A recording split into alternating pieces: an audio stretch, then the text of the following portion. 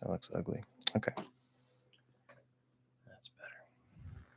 So, I think we're all good. We're all good.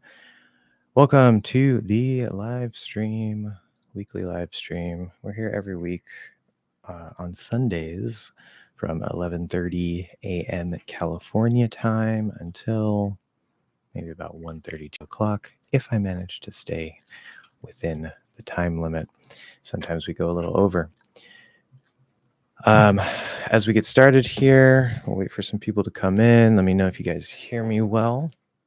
I'm going to bring up some recent things we've been talking about, maybe some comments. I had a poll recently asking what people thought about putting prepositions at the end of a sentence, if it is grammatically incorrect, grammatically correct, or if it's just fine in informal speech only. And 84% of you said it's grammatically correct, which is the right answer. This is the way natives speak in British English too. Even Winston Churchill, who was the Prime Minister of Britain during World War II, he commented on this over 50 years ago. This isn't something new. It's not informal. Okay. If 99% of natives no longer follow a rule, it's safe to say the grammar has changed. And that is true in this case. There are some people left out there who say, oh, this is grammatically wrong, but they're wrong. Okay. This has changed. Okay. You can feel safe in writing, in speech. Put prepositions at the end. Now, don't intentionally break the language. Don't say, put the box in, right? You don't want to break the language like that. But if you say, well, that's repetitive. If I say, like, what time do you get up? That's a phrasal verb. No problem. Very common. Phrasal verbs are not informal, by the way, either. Some of them are, but most of them are not. But if I say, which box should I put the book in? Instead of in which box should I put the book? That sounds very formal. It sounds kind of old. It exists. It works. But we say, which box should I put the book in? That is the most common, natural way to say that. And it's perfectly fine. The better question is, why do certain schools and teachers still teach that it's wrong to put a preposition at the end?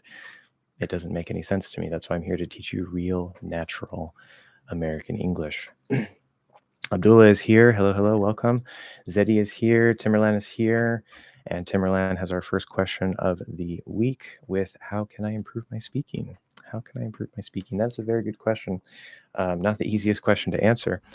There is a short, simple answer that you probably don't want to hear, but it is the big secret key that's right under your nose.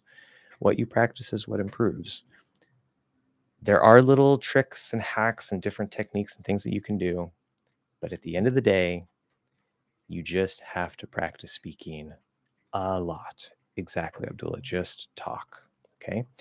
Speak and speak and speak. Not a little bit. Okay. A lot. A lot. Now, getting a lot of constant input, watching TV shows, right? Listening to real English is going to help you a lot, because that helps get the language in your head. You kind of eventually start to hear, okay, yeah, this starts to sound normal. This sounds good. That kind of maybe sounds broken. It takes a while to get to that point. The logic of prepositions and other things that I'm going to be talking about around that is designed to sort of hack into that and make it sort of a shortcut for you. It's still not easy, but it can help cut down the time that it takes for you to start feeling things. So as I said, there are techniques, there are hacks, there are other things that you might not expect. But at the end of the day, your speaking skills are a direct result of how much time you spend speaking.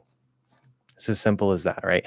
How do you improve your piano skills if you're learning the piano? You don't sit and study a bunch of things related to the piano. You don't sit and study a bunch of music theory. You could do that if you want. That could maybe be useful.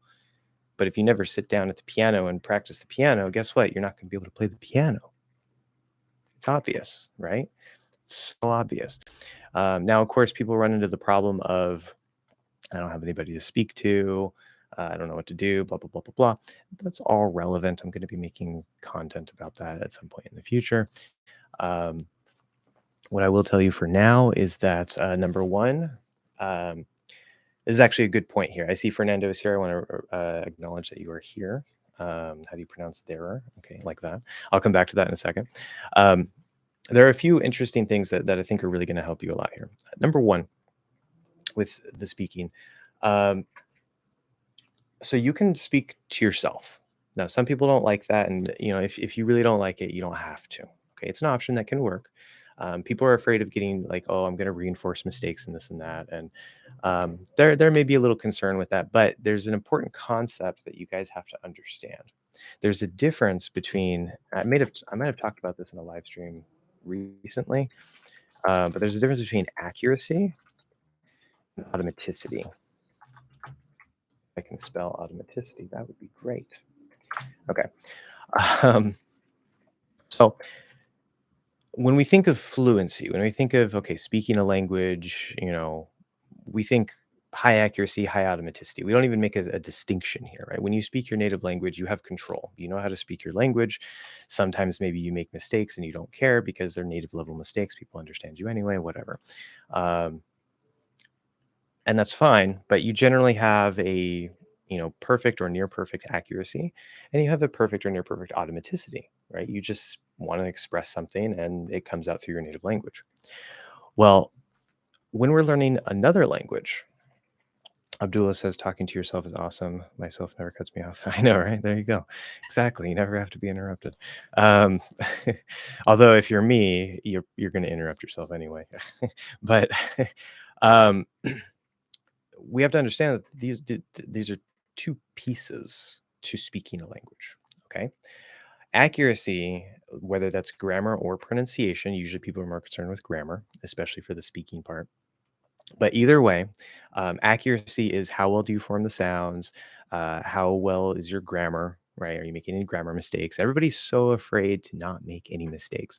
And I get it. It's natural. It's very natural to not want to make mistakes. But guess what? You're learning. Accept it. You're going to make mistakes. There is no way that you could learn anything, if it's a skill at least. There's no way that you can learn any skill on the face of this planet or in the entire universe without making a single mistake. In fact, the way that most people look at mistakes is wrong. People look at mistakes as something bad, and that's drilled into us from the school system. Okay. No, schools are about academic knowledge. They're great for teaching you academic knowledge. You want to erase that from your brain when you're developing a skill. Okay. Two completely different things. What you need to do is look at mistakes as the fuel for success. Okay. Death is the source of life, errors are the source of what's correct. Okay. Experience. You're not going to know everything. You're not going to do everything perfect all the time. Even in your native language, sometimes things come out weird. Guess what? You're not a robot. Okay. So failure is the soil of success. Failure is the soil, the dead matter, the wrong mistakes, right? The incorrect speech from which success, correct speech, emerges. That's how you want to look at mistakes. The more mistakes you make, now don't just go make blind mistakes and stuff. Try to improve, pay attention. Okay. But don't be afraid to make those mistakes. So you're going to make a lot of mistakes. You should embrace those mistakes and try to learn from them. But then there's automaticity. Automaticity, which trying to have everything be very accurate, especially as a beginner, gets in the way of automaticity. It makes your automaticity very slowly developing because you want to try to say everything perfect. Throw that out of the window. Okay. Um, automaticity is how easily the language flows out, whether it's grammatically correct or not. There are people in English, in French, and Japanese, and a bunch of languages. There are people who don't really care so much about being perfectly grammatically correct. They may not even really care about being grammatically correct at all, as long as you can understand them. To them, language is a very practical thing, and they're not embarrassed by their mistakes. And so they speak well enough to be understood. They can communicate, you know, but they have broken grammar, they have broken pronunciation, but their automaticity is very high.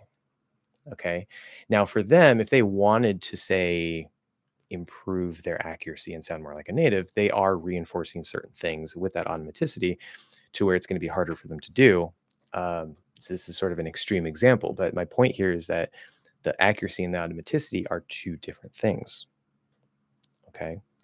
And so you can target automaticity. For example, you can set a timer for, say, 1 minute and say, uh, probably record yourself as well so you can listen back to it and say, I'm just going to speak. I'm going to pick a topic so you have something to focus on. Pick a topic, set a timer for 1 minute, say, I'm going to speak for this 1 minute.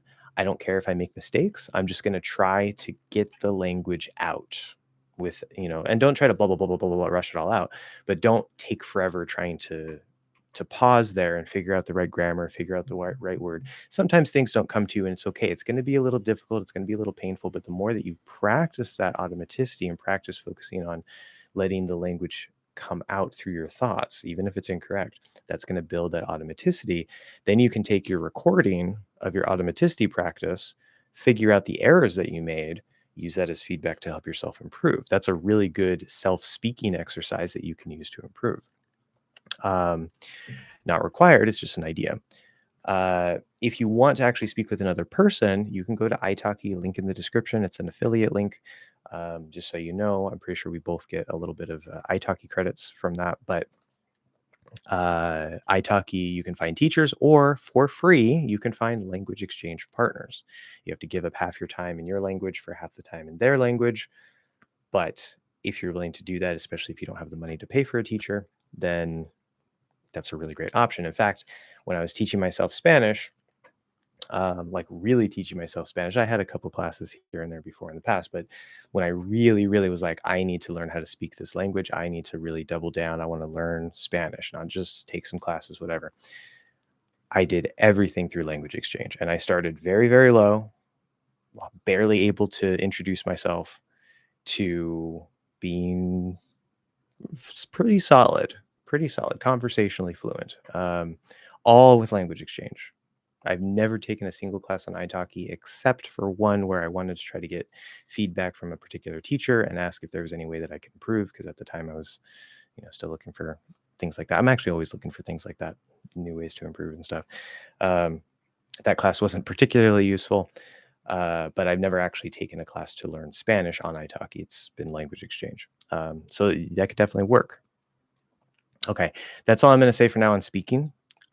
Just keep in mind there's a difference between accuracy and automaticity. There are ways that you can do it by yourself. There are ways that you can do it with other people. Use italki to find exchange partners if you want, or you can pay an informal tutor a relatively cheap price just to, get a lot of speaking practice. You can spend the whole time speaking.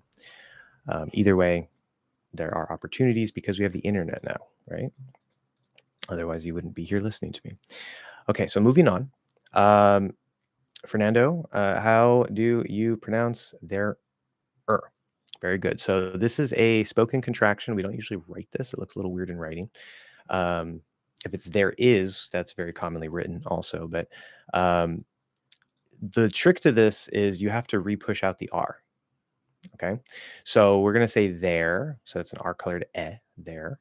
And then we want another after that. Okay. So once you get into that from air, you're not going to hold the R, because we don't really hold vowels. You have to re-push out the R. The way that you can do that is you can either keep your tongue right in that R position, let the voice drop, and then push back out really quickly. Or you can actually keep the voice going, slightly get out of the R for a second and go back into the R. Either way, it's going to produce the right effect, as long as you're not getting out of it in a weird way. So there. So you can hear that simple as that. You just have to reproduce it, but don't necessarily put a space between it. If you let the voice drop and then push back out, you don't want to say like there. No, there. It's actually maybe a little harder to do it that way. It's better just to kind of make a little bit of emotion with the tongue and keep that voice flowing. Hopefully that answers your question, Fernando. Let me know if you have other questions or if you want more clarification on that. Let me know. Abdullah, okay, talking to yourself. Mahmoud is here. Welcome. I work as a call center. Well, you're not a call center. You're a call center employee. We're missing a word there, but that's okay. I work as a call center employee, or you say at a call center, right? Difference between an S and a T here is very big for the grammar. I work at a call center, and having been shocked about pronouncing the words in connected speech totally different like this, I heard them saying "nis." Okay, so saying "nis." Okay, I think we lost something somewhere. The words in connected speech totally different. I don't know if the "nis" is an example of connected speech, because I can imagine maybe in this. You can use a dental N and say in this, in this. But yeah, exactly. That's why some of the linking rules can be very, very useful and important, especially if you don't know, like in this. Oh, okay. Like in this, I heard them saying, okay, so we're just missing a word. That's why I got confused there. Thank you, Abdullah. So I kind of found the track there. Anyway, in this, just based off the fact that he wrote "nis," right? I imagined it was probably in this. Yeah. Now, again, it's a range. It's a range. It's a range. It's a range. So when we say "in this," you can enunciate that in the, right? That's how you would expect it to be based off of just, okay, there's an N, there's a TH. I expect to hear N. I expect to hear the. And that's one way it could be pronounced if we're enunciating, right? Um, However, even if we're not enunciating, it could still come out that way. That's the proper, correct, full way to pronounce it. But we do lots of little tricks, lots of little things. There's linking rules, especially with the THs. If you don't know about the dental TD and even dental N in this case, um, variation of the TH sounds, this is going to completely confuse you. You're going to have no idea what people are saying. Maybe from context, you'd be like, oh, okay, so I know they're saying in this, but I'm not hearing a TH. This is weird. What's going on? And that's why, again, I've mentioned this a few times recently, and this is going to become another one of my mantras, right? It's like, okay, focus on your ears, not your eyes, things like that. The language will teach you all of its secrets. I do think it's very useful to learn, some grammar rules, some pronunciation rules, right time, right place. It's important to know, okay, where's the placement of certain sounds and the mouth posture and things. These are all very important, useful things. But at the end of the day, especially when it comes to grammar, especially when it comes to connected speech, and how pronunciation actually works in real speech, the language will teach you all of its secrets. You just have to pay attention to it. Simple as that. Now, some of the ways that you guys are taught give concepts in your brain that actually affect your perception and can throw everything off, actually negatively impact your listening. And also your speech, the whole long vowel, short vowel thing. I have so many students that when I tell them to say the I sound, they'll say I, I. They'll always try to make it super short. That's not the sound.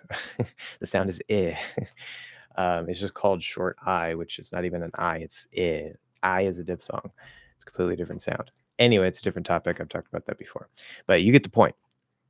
The more that you pay attention to the actual real living language, it's not found in a book, it's not found in a list of rules online, it's not found in some video from some teacher, including myself. The language is alive. Pay attention to it, and it will teach you all of its secrets. Okay. Daniel is here. Welcome, Daniel. Is the J sound in English the same as the Y in Spanish? Absolutely, 100%.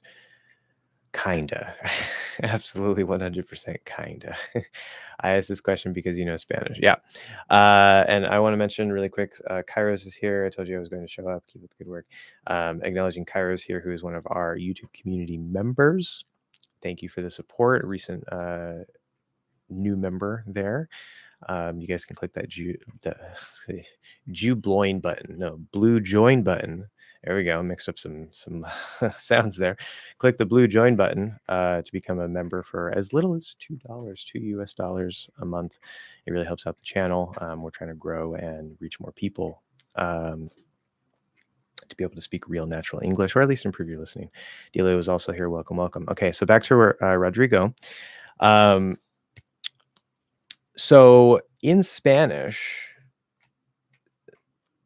There's a range. I know some Spanish speakers seem more aware of this than others based off of my interaction with different Spanish speakers and talking about this particular sound. Um, the reality is that throughout the Spanish speaking world, there's a bit of a range of pronunciation, and some dialects will tend to stick to one particular pronunciation. Some will kind of vary. It seems to me in Mexican Spanish, they kind of vary a bit. Maybe it's because like this person's from this part of Mexico, this person's from that part of Mexico. I don't know. But the sound in Spanish, which is it could be written with two L's, um, the ella in Spanish, or with the Y, the Y in Spanish. Um, some speakers will pronounce this very, very, very similarly, like almost exactly the same as a English Y sound. Yeah. There's no j. It's not j. There's no sound. It's yeah, yeah, yeah. Now, if you're a Spanish speaker, you might have a difficulty hearing the difference there for this very reason. Okay, but some Spanish speakers, or at least some of the time, will say yeah, very close or the same as an English Y sound, not an English J sound. Then you have some Spanish speakers who say it more like a j. Okay. Now, so they'll say, for example, if we have the word estrella, okay, which is star in Spanish. So instead of saying I'm trying to work on that posture. I'm hoping I can sound a bit better here. But instead of saying estrella, some speakers might do that. Yeah, yeah, yeah, yeah. Some speakers might say estrella, yeah. And it's not necessarily a full j where we close into that j, but it's sort of that j sound. Estrella, yeah, something kind of like that. Um, and then there's a little bit sort of in between. Then, of course, I don't know if this counts for the double L and the Y, but I know, for example, the word playa in Argentinian Spanish, they have to be a little bit weird with some things, which I love it. It sounds amazing. I love Argentinian Spanish. Um, but they'll actually say it as what we consider an SH sound in English, sh, and they'll say playa, right? And it's just it's music to my ears. I know a lot of Spanish speakers don't like the Argentinian pronunciation, but it's amazing. It's like my second or third favorite Spanish accent. So if you're from Argentina, much love. Um, so that's the reality. Now, when we go into English, we have two distinct separate sounds. In Spanish, there's sort of like a j or a zh and then a y, depends on maybe your dialect or whatever, but there's a range within Spanish. In English, we have two, technically, we'll go ahead and say three. We'll dig a little deeper here. We have three distinct sounds where Spanish makes no difference between these two to three sounds. Okay. We have the sound y, which is the Y sound. Okay. So which is usually written with the letter Y. Now, if you see the letter Y, that doesn't necessarily mean it's a Y sound. Okay. If you see it at the end of a word, like in the word happy, that's an E sound. It's not a Y. We don't say happy or something like that. Okay. So it's going to be usually at the start of a word, maybe in the middle of a word. So like you, yes, et cetera, et cetera. Okay. So that's the Y sound. Then we have the J sound. Okay? And in order to really understand the J sound, we need to understand the zh sound, which written phonetically with English letters, you can write ZH because it's the voiced SH, right? Z is the voiced version of S, so we can write ZH, even though there's no words that actually spelled that way. Um, so this is the sound zh. Now to make j, the J sound, okay, like in job, okay? If you put a Y there, that's yob. It's a completely different word, completely different sound. It's actually not even a word in English. So if you say my yob, if you're a Spanish speaker, you say my yob, you are saying a word that doesn't exist. Okay. You're going to say my job. If you say yes, and instead you say Jess, which is a very common thing for Spanish speakers, Jess is maybe short for Jessica, the name Jessica, but otherwise it's not a word in English. Jess is not a word. Okay. Yes, however, is a word. Now we'll generally understand you, right? But if you want to sound better, you want to sound clear, you want to sound more natural, more native-like, you want to separate these. Um, the letter or the y sound, I don't think is ever spelled with the letter J, and the j sound is never spelled with the letter Y. Okay, as far as I can think, I'm pretty sure there are no cases like that. So you can, if you see a Y, don't say j. If you see a J, don't say y. That's how you can separate them. Now the j sound, um, in order to understand the j is a combination. It's blending of d plus j. Oh my god, I'm not typing. D plus j. Just like the ch sound, ch, which is the voiceless version of the j sound, j. Ch is a blending of t plus ch. Okay, so they're both voiceless. You blend them together, you get ch, which is also voiceless. You get you take d, which is voiced, and j, which is voiced, the voiced version of t and sh. Blend them together, you get the voiced version of ch, which is j. Okay, so they all match up very nicely. Now, if in Spanish you say, playa, something like that, not playa, playa, ja, ja, ja, more sort of a j sound. It may not be exactly like that in Spanish, but it's probably come out kind of similar. Um, that is also a separate sound in English. It's not a y, it's not a j. We have that sound in words like measure. This is actually probably the single least common consonant sound in American English or in English in general. Um, but it does exist in some words. Usually, this sort of jur pattern where we have measure, pleasure, treasure.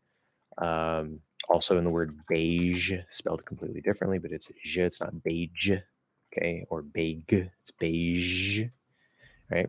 So listen, focus on your ears, not your eyes, right? It's always ground zero, number one, most important, biggest rule for pronunciation in any language, but especially in English, because our spelling does not match our sounds.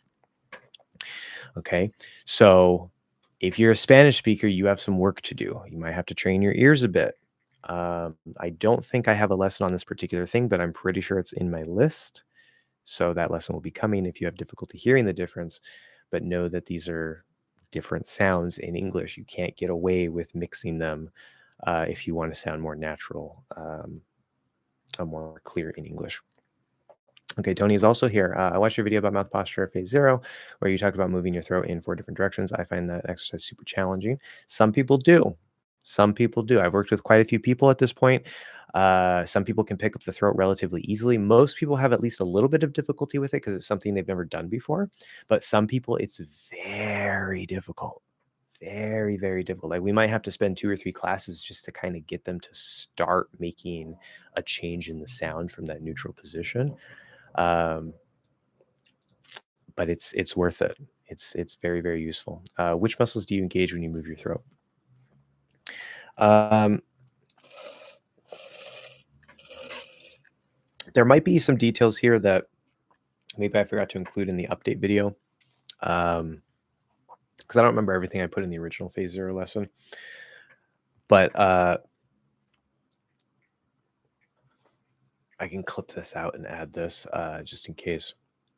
So we're focused on, we don't really care what the outside of the throat is doing, because if you're generally doing things right, if you move the throat down, let's see, down or out, so the forward or the downward direction, the Adam's apple or the middle of the throat will kind of tend to go down. And if you move your throat back or up, it will generally kind of move upward. So we don't really care. That's a kind of a good guideline for either of those directions. But we don't really care what the outside is doing. We're focused on the inside around the vocal cords, sort of the middle of the throat. And depending on exactly what you're trying to move, you might be engaging things a little bit differently. But it's always focused around this sort of center inside the throat right here. There's all kinds of little muscles around that you might have to kind of play with and work on. But if we're going down and we do, now you're not just trying to lower your pitch. It's very important. If I lower my pitch, okay, there's actually more that I'm doing instead of just lowering. We want to kind of isolate that movement. As a half step, if you have difficulty getting it to go down or to go up, you can try changing your pitch because you should know how to do that in your language. It might depend on your language. I don't know, but usually we can, if you want to speak with a higher pitch, you want to speak with a lower pitch. So if I'm down here, I'm speaking with a lower pitch. If I'm up here, I'm speaking with a higher pitch. Okay. I could do that pretty effortlessly, even if I'm not paying attention to what I'm doing, because it's a very natural thing to try to do. So if you're a woman, you can try to speak more like a man. If you're a man, you can try to speak more like a woman because that tends to be the average, a little higher for women, a little lower for men.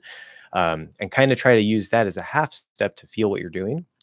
Now, you're going to be using more muscles and more things than just shifting the throat up and down when you change your pitch. But it's a good point to start to kind of be like, oh, okay, so I can kind of feel what's going on here. That makes sense. I can hear that it's lower or it's higher if you're moving up. And then try to just isolate the throat itself without getting all those other muscles to actually change the pitch. As you go down, you will get a little bit of a deeper sound. As you go up, you will get a little bit of a higher sound. But it shouldn't be as drastic as completely changing your pitch.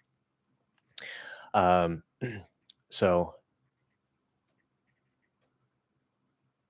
I can feel when I go down and up, there's a little bit in here. I don't want to say like under the chin, but like up in here, around sort of that top of the throat area that I talked about in the phase 0 update to sort of shift things to get that nice natural schwa placement.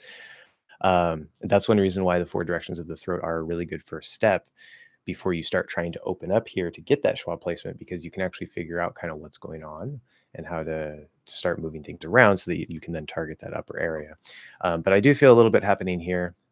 I feel a little bit of muscles maybe here, kind of. At least with the down one. Yeah, so maybe a little bit here, maybe a little bit here, but it's mostly here. Okay. Now when we're going backward, we're trying to sort of close it in. You want to make sure that it's just the throat, tongue isn't involved.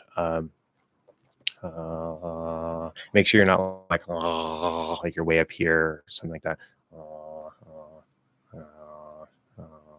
I can feel it tightening through here. A little bit of stabilizing here to make sure that it doesn't collapse at the top. Kind of a tightening down here a little bit, kind of pushing out. So as you're pulling back, there's going to be certain muscles that maybe stabilize this so that you can kind of pull it back, because we're trying to go as straight back as possible, sort of focusing sort of on the middle. So there's going to be some muscles up here, some muscles down here that maybe kind of tense up or get involved to keep that in place, because otherwise, as you try to pull back, it's very natural to kind of do this instead, and you don't want to do that.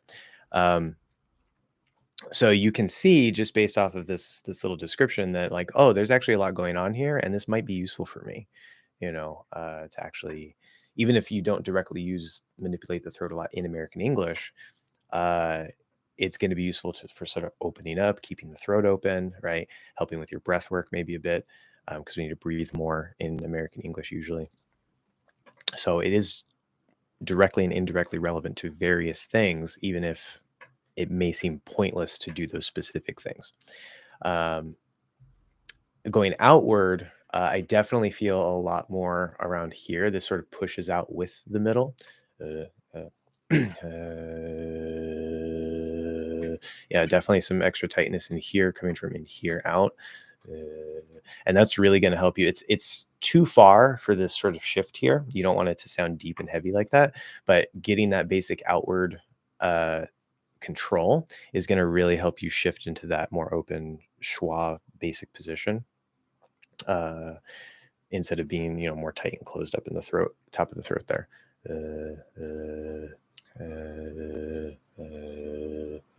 Feel a little bit pushing down here maybe.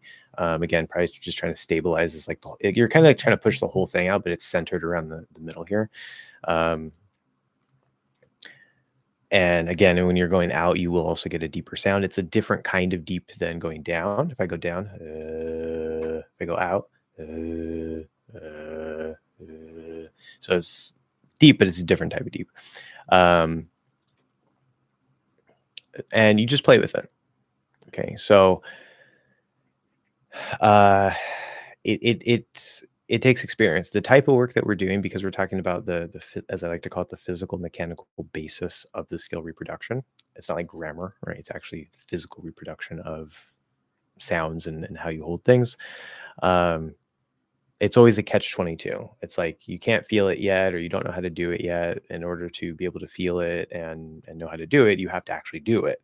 And so there's no way around. You just have to kind of play with it, explore, pay close attention, and just make little changes until you can kind of start to get it. You're like, oh, okay, yeah, this is working really well.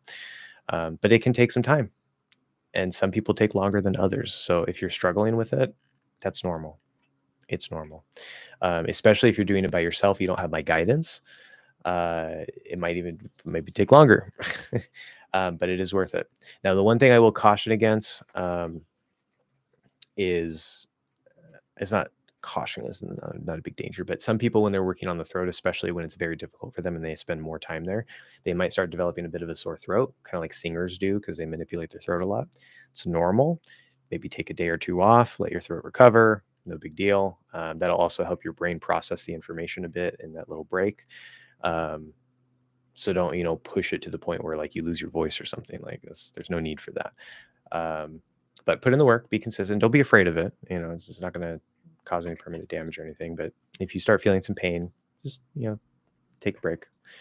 Okay, Zeddy, is the muscles under the tongue or back of the chin where we strap the helmet pushed down?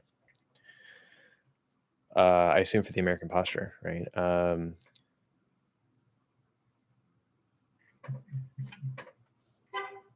Yeah, so that's like the chin strap muscles. So like under in here, right? Are they pushed down?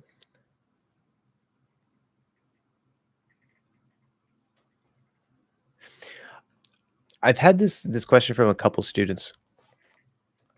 My answer to this is, strictly speaking, no. But you don't want to. If you try to push here, you try to engage these muscles, you're gonna get this. You're gonna add a bunch of extra tension and tightness. Even if everything else is perfectly in place. Like if I try to say I do right, and then I try to push down here, you lost the sound. It's very schwa-like still, but it sounds too heavy. It sounds too. And there's my stupid neighbor again. Hopefully the audio is fine. But anyway, now that being said, the butt part. Okay, I don't want you to try to push that down. Okay, it's up in here. It's the top throat. Okay, now you might push this out a little bit. Again, it's not focused in here necessarily. It's kind of up in here that you're pushing out, but this might get a little bit more space. Okay, if your language has your jaw more closed, or even if the jaw is a little more open, because I've noticed in the person I'm working with for German and the person I'm working with for Brazilian Portuguese, their mouth is actually closer open to American English, but their tongue is still pushed forward and they still have this back tension. So not all the pieces are going to match up with all languages, but especially if your jaw is more closed, if your tongue is pushed forward, if you tend to hold the top of your throat a little higher, a little tighter, and you're kind of in here a bit, okay, there's a lot of extra tension here. So as you release that, settle down a bit, open up a bit in the top of the throat, what you feel under here may be a little lower. It may sort of have a bit more space going on, especially after you start opening your jaw for the American English posture. Um, but should you actively engage and try to push down there? I would say no, because you're going to bring in a lot of extra tension that shouldn't be there. Remember, one of the four general guidelines is you want to avoid excess tension. So if you hear tension, okay,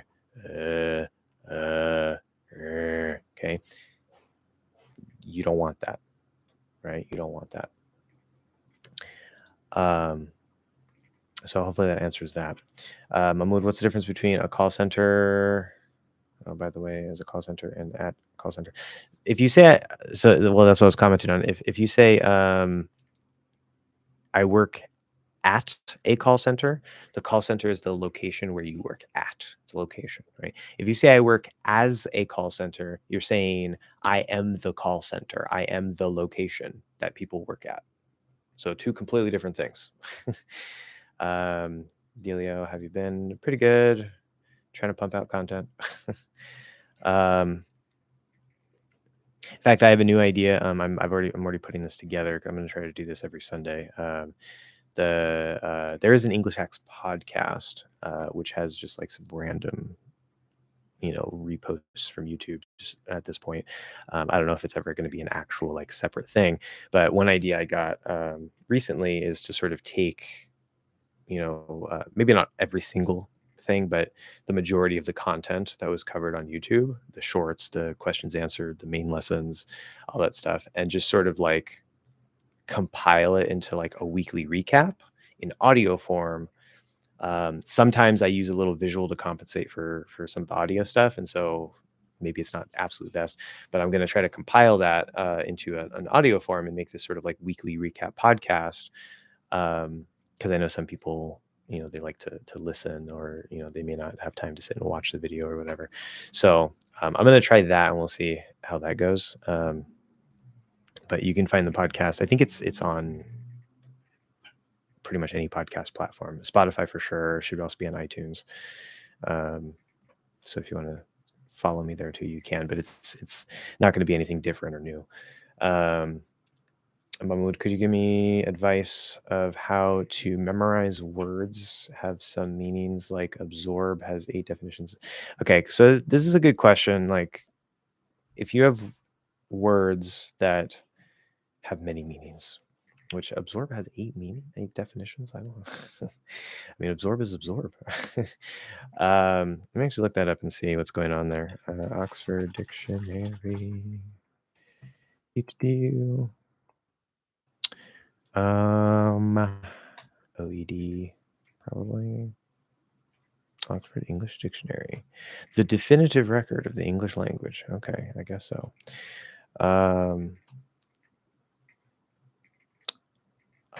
There doesn't seem to be a search function. Maybe I'm on the wrong page.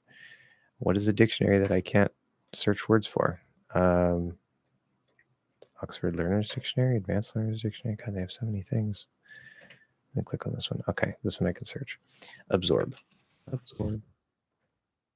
Okay, 1, 2, 3, 4, 5, 6, 7, 8. Okay, so this is probably the one you're talking about. Let's see if these definitions are actually different. So 1 is for a liquid or gas to absorb something. Plants absorb carbon dioxide. Okay. Heat, light, or energy, or sound.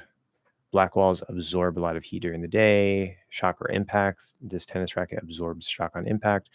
Information. It's a lot of information to absorb all at once. Interest somebody.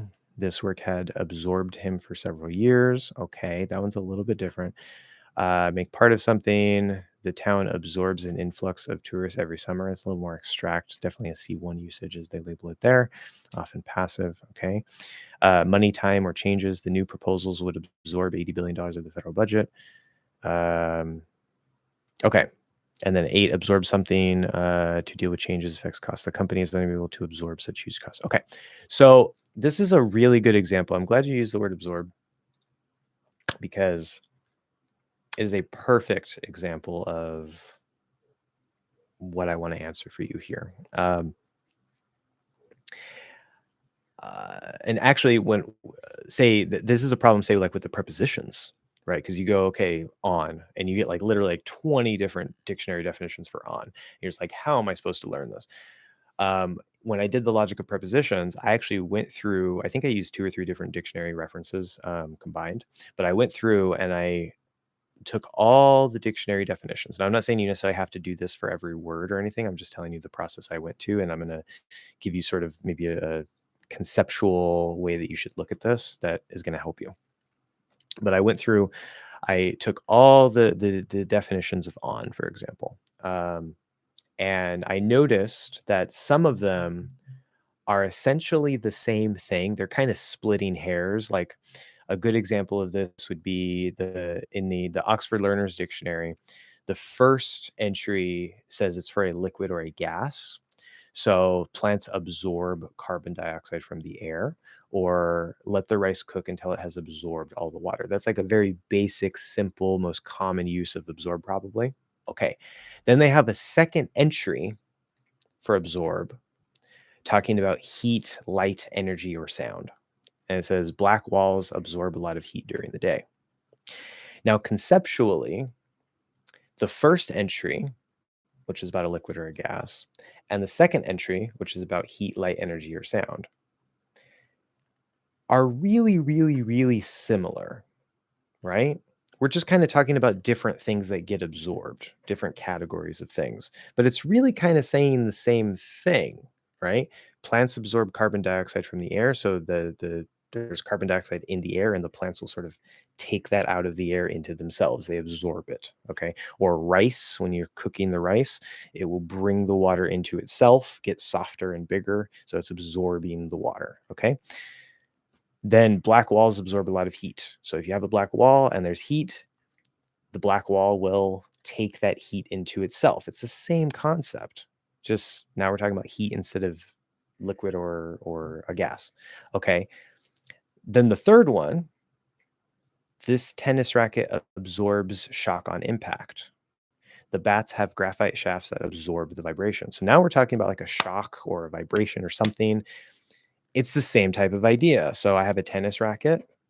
When I hit the tennis ball with my racket, instead of me feeling a bunch of that, vibration from hitting the ball, the racket is designed to take some of that vibration into itself so that I don't feel it.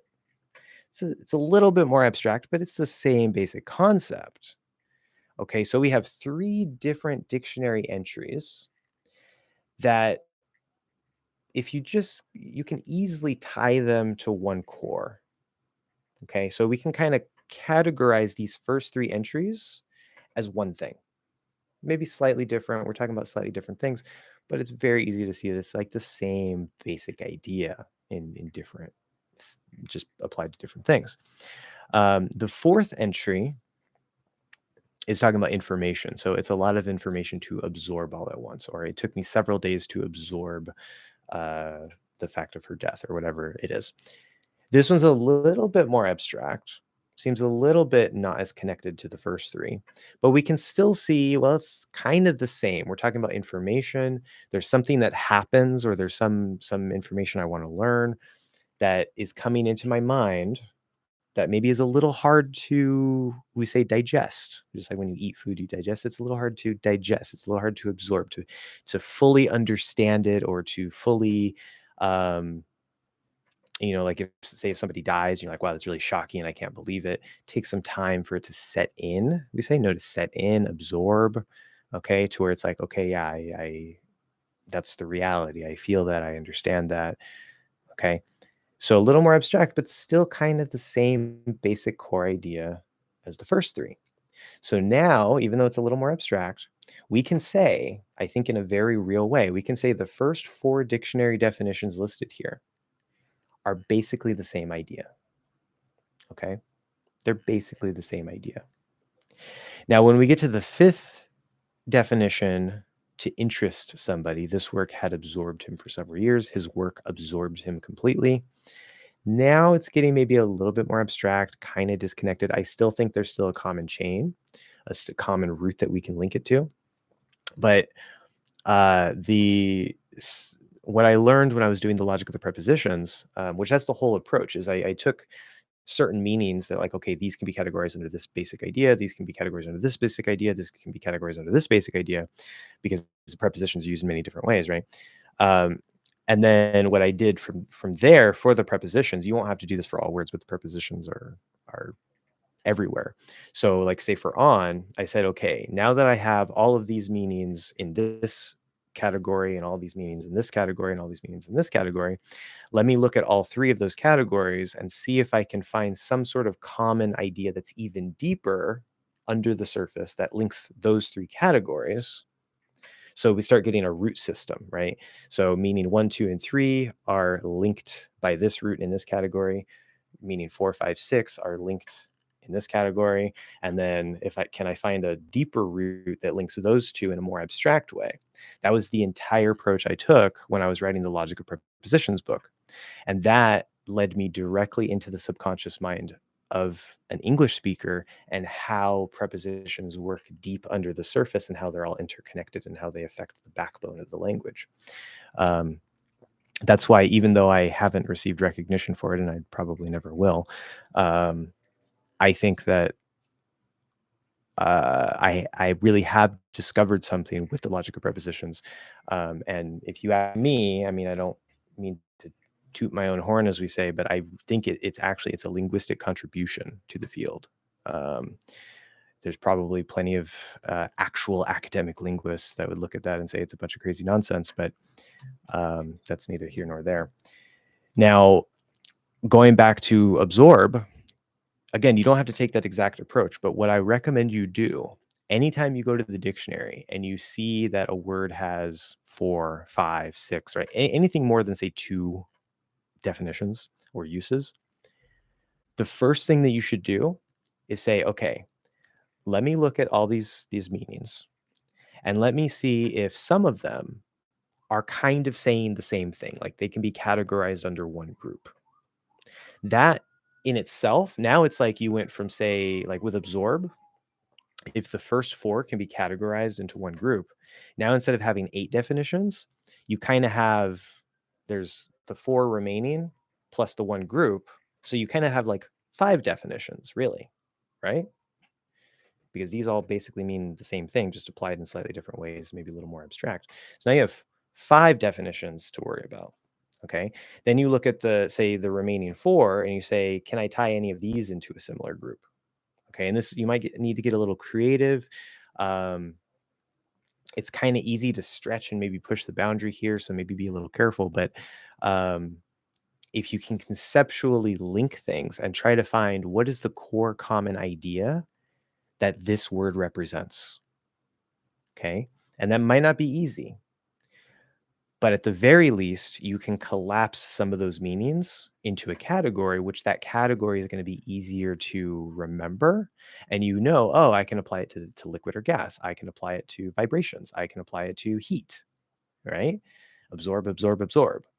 Now you're getting the concept of the word instead of trying to memorize a bunch of dictionary entries, right? Because natives will use and or understand a particular word in multiple different contexts because it's rooted under the surface to core key concepts and how it's used. Sometimes it may not seem like they're connected at all above the surface, but um, I haven't been able to verify this outside of the prepositions, but I'm pretty sure that any use of a particular word will, in some way, shape, or form, even if it's very abstract and way out there, it'll somehow be tied back to a root for that word. And you could go all the way down if you want. You don't necessarily have to. But that's how you really start to feel the word. Okay. That approach is not for everybody. It's not for everybody, but it's very powerful. It can be very useful. So that's what I would recommend. Try to simplify it, basically. What I definitely recommend that you do not do under any circumstance, never, ever, ever try to just memorize a bunch of different dictionary definitions for one word, because number one, not only is that not effective, number two, it's probably just going to confuse you. It's going to mix things up in your head. It's not going to work very well. It's not going to work very well. Try to feel the word. Okay. Look at it in different contexts. Look at different example sentences. See how natives actually use it. Don't just try to vocabulary, grammar, pronunciation. These are not static things that just exist in a void. Okay. There are plenty of resources that say this is a grammar rule and this word means this, these 6 different things. It's like, okay, that's fine. That's a description. That's not the living language. Like if you describe me and you say, oh, he has no hair and he wears glasses and he's almost 6 feet tall and he wears a Captain America shirt. Okay. That's a description of me. That's not me. Okay. Don't confuse the description for the thing. If you can do that, your language learning or any skill that you choose to learn is going to be much more effective and much more efficient. Okay. God is love is here. Welcome. I have a question. How can we pronounce the letter P after the letter V? I'll see Alan is here. Peter is here. Welcome, Peter. Finn is here. Okay. So how can we pronounce the letter P after the letter V? Okay. Thanks a lot. You're welcome.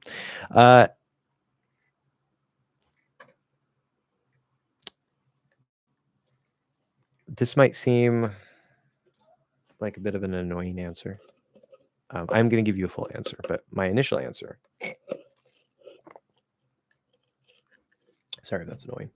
My initial answer is you just put them together, right? Depending on your native language, there might be certain sounds or certain combinations of sounds that are difficult because of the way that you're producing the sounds. And you might be producing the sounds in a way that is not the way that natives produce the sounds. Maybe it's very similar. Maybe it's not the same. Could also be the mouth posture is throwing things off, making it difficult to put two sounds together. So we can't necessarily just look at, oh, these two particular sounds, blah. But that being said, if we say we've played. So the V sound and the F sound, it's a pair. They use the lips, and the P and the B sound use the lips as well. But they use it in two different ways.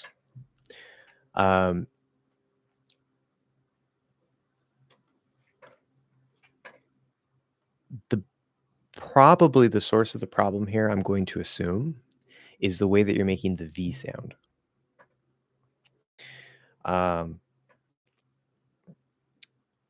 And there's the way, if you've seen my lesson on the F and the V, I talk about a lot of those details there, and all that is true. I'm starting to become a bit more aware of like the full range of the V, especially the lazy V, because I didn't even think we pronounced it that way, but I'm starting to notice that we do. But in general, what you want to do for the F and the V, do not be down in here. Okay, you don't want to say okay, don't try to contact the lip with the top teeth, because that's the basic thing. Lip touches the top teeth or gets close to the top teeth here, right? You don't want to be so far. Okay, we don't do that. If we're speaking very lazily, I've noticed we might kind of get it there where we just very lightly we kind of bring it up like that, maybe. But that's not the standard placement. That's not what it's supposed to be. Okay. The V in English, notice the V in English. So I'm not here. I'm not curling the lip in, but I am pulling the lip up. The chin also is involved a little bit. Okay. Like the top of the chin, maybe. And I'm trying to bring that up to here. I'm not closing the jaw. Okay. I'm not. Okay. Maybe depending on where I'm coming from. Like if I say have, right? Have, then you have to close the jaw up, whatever. But it's mostly just the lip. Okay. And you want to make it, don't curl the lip in. Don't be very far in here. You want to be, if this is like right here, okay, you want to be either there or just inside that. Then you have to have the right pressure, because if you put too much pressure, it can't flow. If you have too light pressure, that'll probably work as a quick lazy V, but that's not a full clear V. Okay, so all that is important. If you're doing the V in a different way, that might be a problem. Also, mouth posture. If your jaw is more closed, let's say your jaw is normally held about this height in your language generally, because remember the jaw won't move around too much for the most part. So say we're in here and you try to do maybe it'll work, maybe it won't. Okay. Immediately, if I do all I'm really doing is trying to get more space, like open the jaw a little more, open the jaw a little less. That little extra space in the mouth actually changes the quality of that vibration that comes from the V8 or from the VH, I was TH, from the V sound. So that is also maybe a little factor that you can tweak. Now, if I say this nice and clearly, we've played. Practice that. Okay. Get the nice, good, clear way first. So all I'm doing, I still have this, and then I just sort of like the bottom lip kind of comes up towards the top as I'm holding that V. So the V will sort of slide until it closes, and then it's just a P. We've played. Okay. We get into faster speech, lazier speech, maybe like we've played. Okay. Okay, might be a little bit different, but the same basic mechanic is going to be underlying that. Um, so play with it. Play with it. Um, now, if that doesn't specifically answer your question, or you have a little bit more that you want to clarify about that, feel free to add that. But that would be my answer. Abdullah, can I drop the V in this case? I've been doing this for a long time. Drop the V. Been doing this for a long time. Good question. This partially also touches back on the previous question, because I was going to mention this and I forgot. The P and the B use the lips and the V use the lips, as I said. If you're speaking really quickly, it's definitely possible to drop the V, um, or at least not say it to where it seems like it's almost not there unless you listen very, very closely. So if we say, like, going back to the previous one, if we say we've played, I say, we've played this game many times. We played this game many times. We played. We played. I might actually just drop the V if I'm speaking quickly enough. That's a little hack we have. So we won't even take the time to do the. Same thing if I say I've been doing. It's a little hard to enunciate that. Like I've been doing. Okay. If I say I've been doing. Now, because it's been doing, we know that's present perfect. So the I have been will contract to I've, and then at least if you're speaking quickly enough, doesn't have to be super fast, but if you're speaking quickly enough, you can completely drop the have and just go I been. Now, if you say more slowly and more clearly, I been, it's broken grammar. Okay. Never write it that way, never say it that way. But if you're speaking quickly enough, you can completely drop the word have and just go into been. Yeah. So it's definitely possible. Hello, Finn. Hello, Peter. Zebby. When I push down the muscle under the chin, it changes my inner voice to American and makes me think of words and phrases easily. Ensure I can speak my mind when I bulge the chin area like a frog. If you provide us visual of what's happening inside, it would be most helpful. Okay, something is off track there.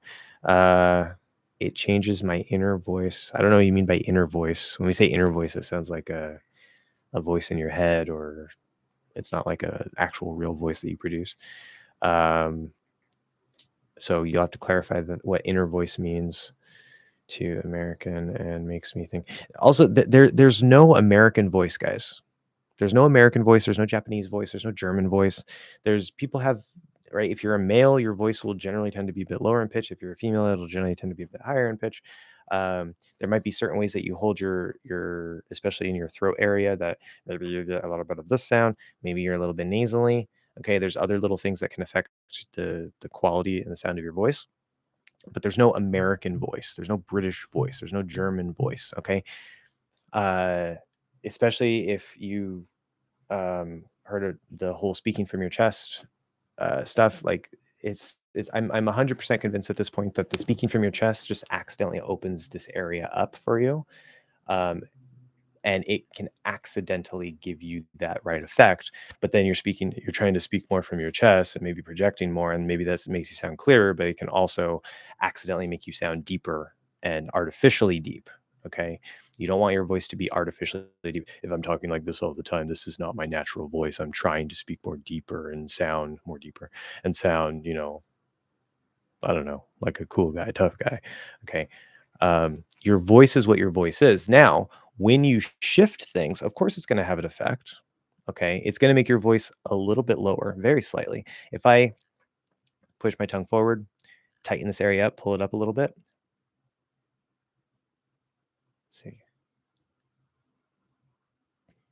So then my voice is maybe going to be just a little bit higher. It's going to sound really, really weird, especially in English, because I don't have the space I need. I'm not in that good position, but you can tell that my voice is a bit higher. Okay, it's affecting certain qualities of my voice. That's definitely true. When I open it up and I speak more naturally in American English, you can hear my voice a little bit lower. Things maybe sound a little more open, a little bit different, and that's fine. But that's because of just you shifting this. You don't try to get a particular voice. Your voice is what your voice is. And when you shift things properly into the posture of another language or dialect, However your voice changes based on those pieces that you manipulate is just how your voice is in that language or dialect. It is what it is based on, the construction of your particular body.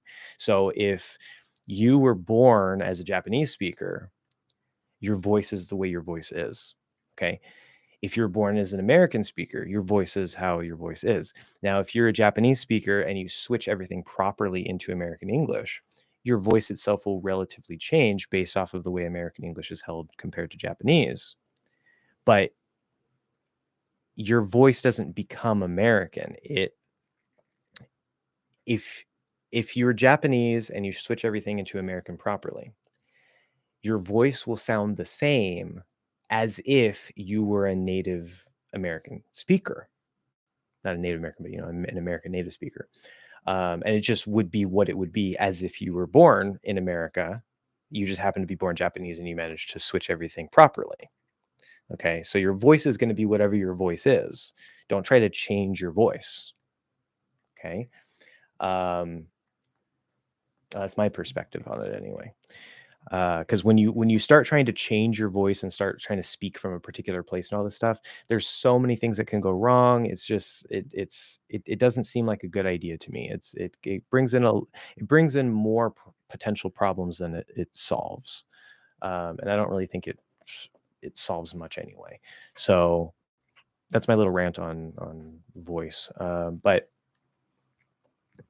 uh, the one thing I would add there is, if there's certain details about your voice, even in your native language, that you want to change, that's more the area of speech pathology. Like if you kind of talk like this, I have a couple students that have that issue in both Portuguese. Let's say one's a Portuguese speaker, but whatever the native language is, and in English, and that's a different little thing that you have to change. It's not just about switching this. That's a different topic. Or if maybe when you shift into an American accent posture, maybe everything's right, but now you don't like the way you sound, you can maybe change a little extra on top of that, as long as you don't ruin the basics of the American posture, in order to get your voice maybe a little bit more how you would like it. That's a personal thing, but you don't have to try to change your voice to sound American. I think that's a bunch of nonsense. Um, you want to be listening instead for more openness, less tension. Okay. Which again, there's going to be some tension to hold it open, but it's going to sound more open. It's going to sound clear. It's going to sound less restricted. That's what you're trying to go for, that quality of your voice, a more open voice. Okay. Because you're giving more space here. So then you say, when I bulge in air like a frog. So like if you do this, I'm trying to kind of push this out like this. Okay. Now, number one, this is causing a lot of extra tension in my jaw that I'm having difficulty controlling. Okay. Maybe I'm just not doing it the same way you do. Let me see if I can work out the tension in the jaw. It's really hard. I'm also having difficulty isolating the throat. The throat wants to push out too. I can't. If I try to bulge this out or push this out, um, I get a bunch of tension here that I can't remove. I get a bunch of tension here that kind of wants to push out also, especially in the jaw. Like I can't push this out and have a relaxed jaw at the same time.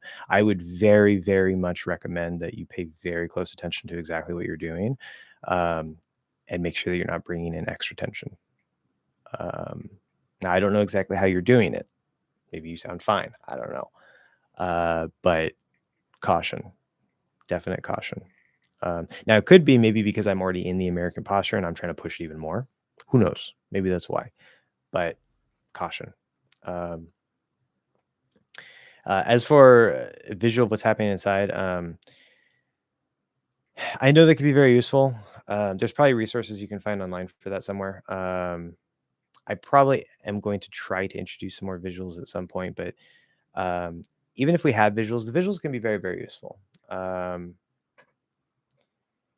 But even if you have the visual, for some people, I mean, that could be like the little piece that, like, oh, okay, like that. But just because you have the visual doesn't mean that you can do it, right? It's not going to magically be like, oh, okay.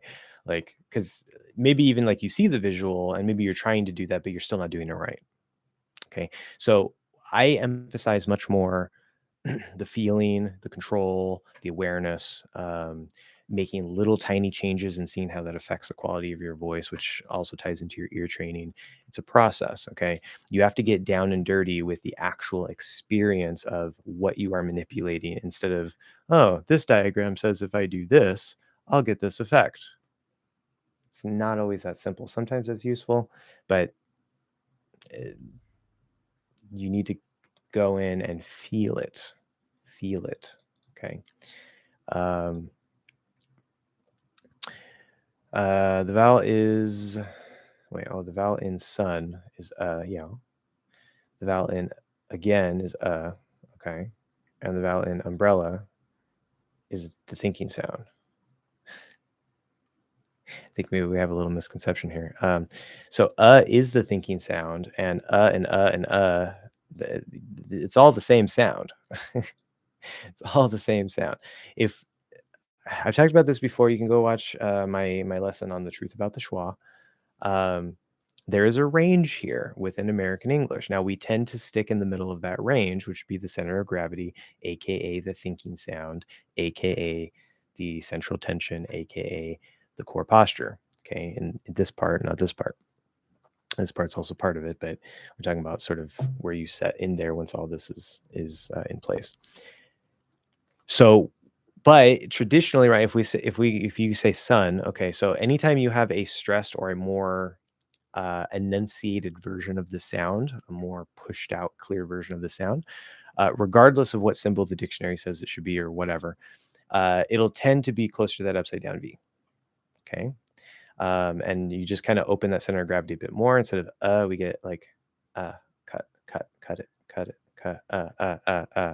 See, it's hard for me to isolate it unless I put it into a word, because we don't even perceive it as a separate sound. So, but I can also say cut with center of gravity, instead of ka.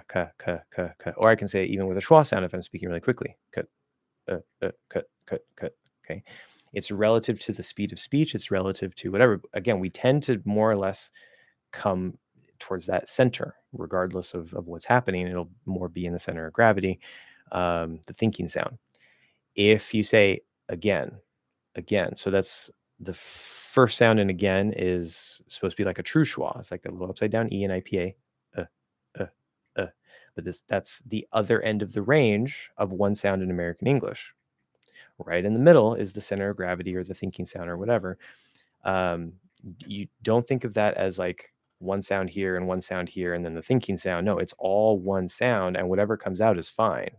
It's just that the clearer we're speaking and the more slowly we're speaking, the more we're emphasizing or enunciating, the more likely it's going to come out closer to the upside down V. And the faster, more lazily, less clear we're speaking, the more likely it's going to come out towards the upside down E, the true schwa. But regardless of the case, we tend to kind of stick to that middle area. And many times it'll just come out right in the middle, regardless of whichever one it's supposed to be. Okay. So the short answer to that is it's all the same thing. It's all the same thing. Even if you can notice sometimes some subtle little differences, Americans don't. Okay. Because as I said, it is a range. You will hear variation. That's part of the problem of learning and teaching this is it is a range. Unlike what Dr. Geoff Lindsay says, it's not collapsed into just a single thing necessarily. There's more subtlety to it. Okay. We do use that upside down V. It happens every day. But again, it depends on the speed, the laziness, things like that, of whether it's going to actually come out that way, or if it's going to kind of come out more in the middle. So, or maybe even the other end of the range. So what I teach you, I had a theory about this, and I've already proven this theory to be correct with a few students. My theory was that because in the mouth posture course, at no point are you going to hear me telling you about this problem. Okay, well, I'll introduce the basics of it, which I think I already did in the phase 1 lesson, but you will never, I'm not going to teach you the upside down E and the upside down V and then the center of gravity. Okay, because my theory, which has already been proven correct, as many of my theories for mouth posture have been proven correct so far. My theory was that if you can get a good, solid center of gravity sound, that the rest will take care of itself. And I use the example of enough. Okay, I've had a couple of different students already say this word, and I was just testing them. I wasn't telling them what to do in terms of like, this or that or whatever. All I said was reduce the first sound, because the first syllable here, it could be e, it could be eh. So you can say enough. That's like super clearly enunciated. It's possible, but you won't even see that in the dictionary. Another reason why I don't like the dictionary for pronunciation. Or you say enough. Okay, enough. Or you can reduce it to a schwa. You say like that actual true schwa, upside down e. Okay, and then the second sound in this word is supposed to be that upside down v. Now, I had these students say this word, and I said, all I want you to do is reduce the first syllable to a schwa, because they would say enough, right? I said, okay, reduce that to a schwa. And there's two ways that this can come out, or any of the combinations between the two. One is you'll use a true schwa in the upside down V. So upside down E, upside down V. Enough, enough, enough. Sounds good. Or you might use center of gravity, center of gravity. Enough, enough, sorry, it's a little open. There we go. Enough, enough, enough. Okay, enough. And maybe the first one comes out of center of gravity, the second one comes out as upside down V. Maybe the second one or the first one comes out as a true schwa. The second one comes out as center of gravity. It's going to sound good no matter what. But my theory was that if you get the center of gravity correctly, then based on the speed of speech and based on how lazily you're speaking or how clearly you're speaking, you will naturally start to hit that upside down V and that upside down E at the appropriate time. And if you don't, and you always just hit the center of gravity, it doesn't matter, because it's going to sound good anyway. And this is exactly what I'm finding with people. If they have a good, solid sound, even with that back tension, if they have a good, solid sound, it starts to take care of itself. You don't even have to learn the difference between the upside down V and the upside down E. Focus on the center of gravity and it'll take care of itself. Okay. So moving on. I'm not keeping timestamps, and I should. That is a huge mistake. And there's several good things today. I mean, so I'm going to have to go back through. I don't want to do that. Okay, we're at 117. Why? I need somebody to remind me. There's a few things I want to cut out from before that, so I guess I'll have a little work to do. Okay, moving on. Which, by the way, guys, as you've seen, I'm answering questions. I'm cutting out things from the live streams. For those of you who were here for the live streams, you're probably like, yeah, I've already seen that. But I don't know if you guys like that as like a source of content that I'm, pushing out, because maybe you missed the live stream. You don't have to go through and find it. Or if you already did see it, maybe you can think, well, hey, now somebody else can see this, even though I already saw it. So if you have any feedback on that and the way that I'm doing it, let me know. But anyway, Wendell's here. Welcome. Okay, Mahmoud. I use English in Use books. Okay, so I think that's a series, English in Use, for grammar, phrasal verbs, idioms, intermediate of grammar book. Is there a book help me out to master the preposition? Well, I'm a little biased here, but if you want to truly master prepositions, again, the approach isn't for everyone. I've had a couple people that I tried to do this with, and they just didn't like the approach. But it does work. I would recommend getting my Logic of Prepositions book, which you can find in the description link for Amazon. You don't have to buy it. I've already started the course here on YouTube. That's going to include the entire book. As I said before, I'm waiting until I get an editor to make the rest of those videos, because it takes me so long to make any particular one of those videos that I want an editor that I can send stuff to, so that I can still, be posting stuff while I'm working on the preposition videos. The biggest thing in the book is if I tried to include every single example and every single detail from the book, each lesson would probably be like 2 or 3 hours long. So for the sake of time and for the sake of, me not spending 200 hours on a preposition video, because I already spend 50 hours on a preposition video, I didn't include every single example. So the book, it's still useful to buy the book, but I try to give you, the core of everything in the video course for sure. But it's not done yet. So I would recommend that. When I was developing the idea and I was testing it with some people, they were exploring it because they were curious. I had several students who started to naturally and spontaneously, automatically use phrasal verbs that they had never heard, that they had never seen. Sometimes the phrasal verb didn't actually exist and it was a little bit weird, although the logic worked. I could see why that they would do that, but probably 9 times out of 10, or at least 7 times out of 10, they produced a real existing phrasal verb, or sometimes natives make up phrasal verbs on the spot to in a particular context. Um, some of the ones that they made were where like I was like, wow, that actually fits perfectly. That's exactly what a native would say, even though it's not a standard existing phrasal verb. So I know the approach works. It helps you start feeling the prepositions, um, and you will literally start to actually use phrasal verbs naturally. Now, not every phrasal verb you make will necessarily be correct or understood right, because there's connections under the surface between prepositions, and sometimes things overlap and it gets a little messy. But it helps a lot. It works. So that would be my advice, is to get that book. There's also a workbook for it that can further help, but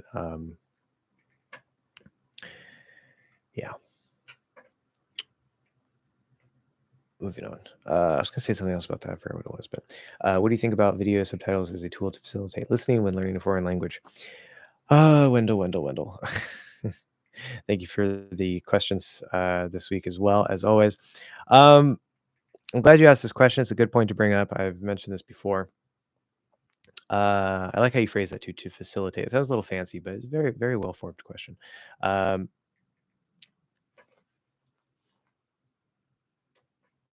sounds like an interview question, like a formal interview question, but that's okay. Sounds very nice. What do I think about it? Be careful. Okay. To facilitate listening, be very, very, very, very, very careful. In fact, my basic simple advice would be no. Just no. No at all. Like not even a little bit. Okay. Your goals are important. Okay. If you are trying to improve your listening, personally, my personal recommendation is you want to avoid subtitles like the plague, which is an expression we have if you're not familiar with it. Obviously, the plague is something you would want to avoid. You don't want to get the plague, right? So avoid it like the plague. I know from personal experience, I know from working with people, if subtitles worked to facilitate listening, I would be fluent in Japanese right now because I've watched subtitled anime for years. um, and you pick up a little thing here and there, and you get better, even if you're not studying, the language. I'm better now than I was, say, 5 years ago, but I haven't particularly studied Japanese in the last 5 years. So there's some little benefit, but no, it's not very effective, because you're using resources through your eyes. People don't realize this, right? If you're looking, that's why, right? If you close your eyes and listen, you can hear it better because your brain isn't using resources to process visual data. Seems like a small thing, but it actually makes a big difference. People don't realize that. Now, unfortunately, if you're trying to see something, you can't like close your ears, right? But you can close your eyes. If you're trying to improve your listening, you need to focus on your ears. The single biggest thing that I can tell you to improve your listening is, as I've mentioned this many times before, and I need to mark a timestamp. Timestamp. What is a timestamp? 124. I'm really bad at this. 2024 TV series. I mentioned it before. Find a TV series that you like. It could be anime. It could be a movie. Well, not a movie. Movies are limited, but I'm thinking just generally. But yeah, it could be an anime. It could be cartoon. Doesn't matter if it's cartoon or if it's an actual TV show for regular people. Whatever.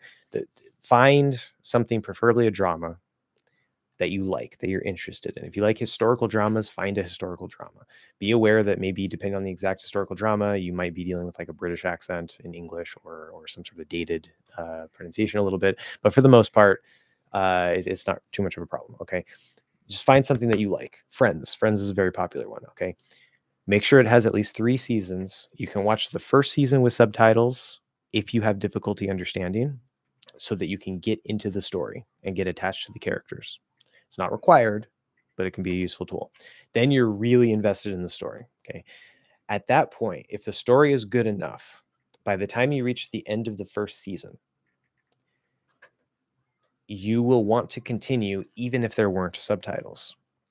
Now, the trick then is to watch the rest of the entire series with no subtitles. No subtitles in your language, no subtitles in English. Okay. It doesn't matter which subtitles you use, neither of them are particularly useful. Just watch it and try to understand as much as you can. You're not going to understand everything. That's normal. That's fine. When you finish the series, your listening will have improved. It's pretty much guaranteed. And if you don't notice it immediately, give it a week or so, and you'll probably notice a shift in your listening. Okay, because your brain is still processing things. It's a very, very powerful technique. I used it twice in Spanish at 2 different times, and I noticed a boost to my listening. The first time I used it, I wasn't even studying Spain Spanish, so I had the extra difficulty of the th sound that I wasn't used to in Spanish.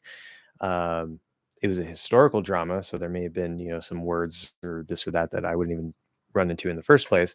But I was so into the story, my listening skills in general, even if say we're in like Mexican Spanish that I could understand better, I probably would have understood maybe 50% at the most, maybe. By the time I finished the series, 3 seasons, I started noticing a huge improvement. Like there's songs that I would listen to regularly that, I'd pick out a word here or there. And after I finished the series, like it was a day or two later, I woke up, I was listening to Spanish music and I was like, oh my God, I've heard this song literally 100 times and I can understand, 30% more of it without studying the song. So do that. Now, is there a use for subtitles? Yes. I don't think it's a particularly good use. If you want to use it to facilitate your listening, you would go back. So say not everybody wants to do this, right? It's not a very pleasant thing, but it can be useful if you want to. Um, if you like the process, watch the episode and then go back and maybe rewatch it with subtitles. Or go to certain points that you really didn't understand or that you were curious about and turn the subtitles on. That can be useful, especially for vocabulary acquisition. Not required, but that can be useful. I think subtitles are much more for if the subtitles are in that language, they're much more for vocabulary building and or maybe reading, because that's really what you're doing. You're using so much of your brain resources for your eyes, especially like trying to watch the show and read at the same time. And like you're processing so much visual data that a lot of the stuff, like you don't even really notice it going into your ears to begin with. So it depends on your goals, but generally I would avoid subtitles like the plague. Does the enunciated TH feel wider? Wider? You mean like the tongue is wider? The lather, lather, lather. If we're talking about wide this way, no. I mean, I can feel it maybe extending, stretching a bit more forward, but I wouldn't describe it as wider. I don't know what that is. Wendell, is there a more idiomatic way to say my mother damaged my pants with bleach? Damaged is the right word in that case. That's fine. Ruined. I don't think there's a more idiomatic way. Like that's a perfectly fine way to say it. There's nothing wrong with it. My mother damaged my pants. My mother ruined my pants. Ruined would maybe be a bit stronger. Damaged, maybe it could be fixed. Ruined, probably not. My mother destroyed, also similar to ruin. My mother, I don't know. This is just, it depends on what you want to say. That's perfectly fine. Since shifting works the way it does, would vodka turn into vodka? Good question. Want some vodka? Want some vodka? Vodka? Vodka? Want some vodka? Yes, that's perfectly fine. If you're speaking too slowly, remember a lot of these linking rules, when you speak more clearly, when you're enunciating more, the role of the enunciation is things get pronounced more clearly. So don't say vodka. Do you want some vodka? Now they might not even recognize the word. If there's no, like, if especially if like it's random, like, hey, you want some vodka? Like, what's vodka? But if you're speaking normally, like, hey, you want some vodka? Vodka? Vodka? Vodka? I'm not even bringing my tongue up to a D. It'd be understood, especially if you have a bottle of vodka. That being said, right, we still might actually kind of like close it to the D and then not actually push it out, but just like sort of hit it and then push out a G, vodka, vodka, vodka. So we'll actually release it. Like we'll go here, bring this up at the same time, and then let this go so that we just release that. So you don't actually release the D as a D. That's another sort of step in the range between vodka and vodka. So we might hit any of those. But yeah, it's perfectly fine. Oh my God. Timestamps. I kind of want, I'll ignore the timestamp for that one because I'll be talking about alcohol. Pretty sure that leans toward demonetization. No point making a video if it's going to get demonetized unless there's a really good reason to do it. Is there any difference between I finished, I'm done, and I ended? Context. I mean, depends on what you want to say, right? Like if you have two different words, it could very well be that, yeah, they're synonyms, like simple and easy. They're generally used as synonyms, but they're not the same.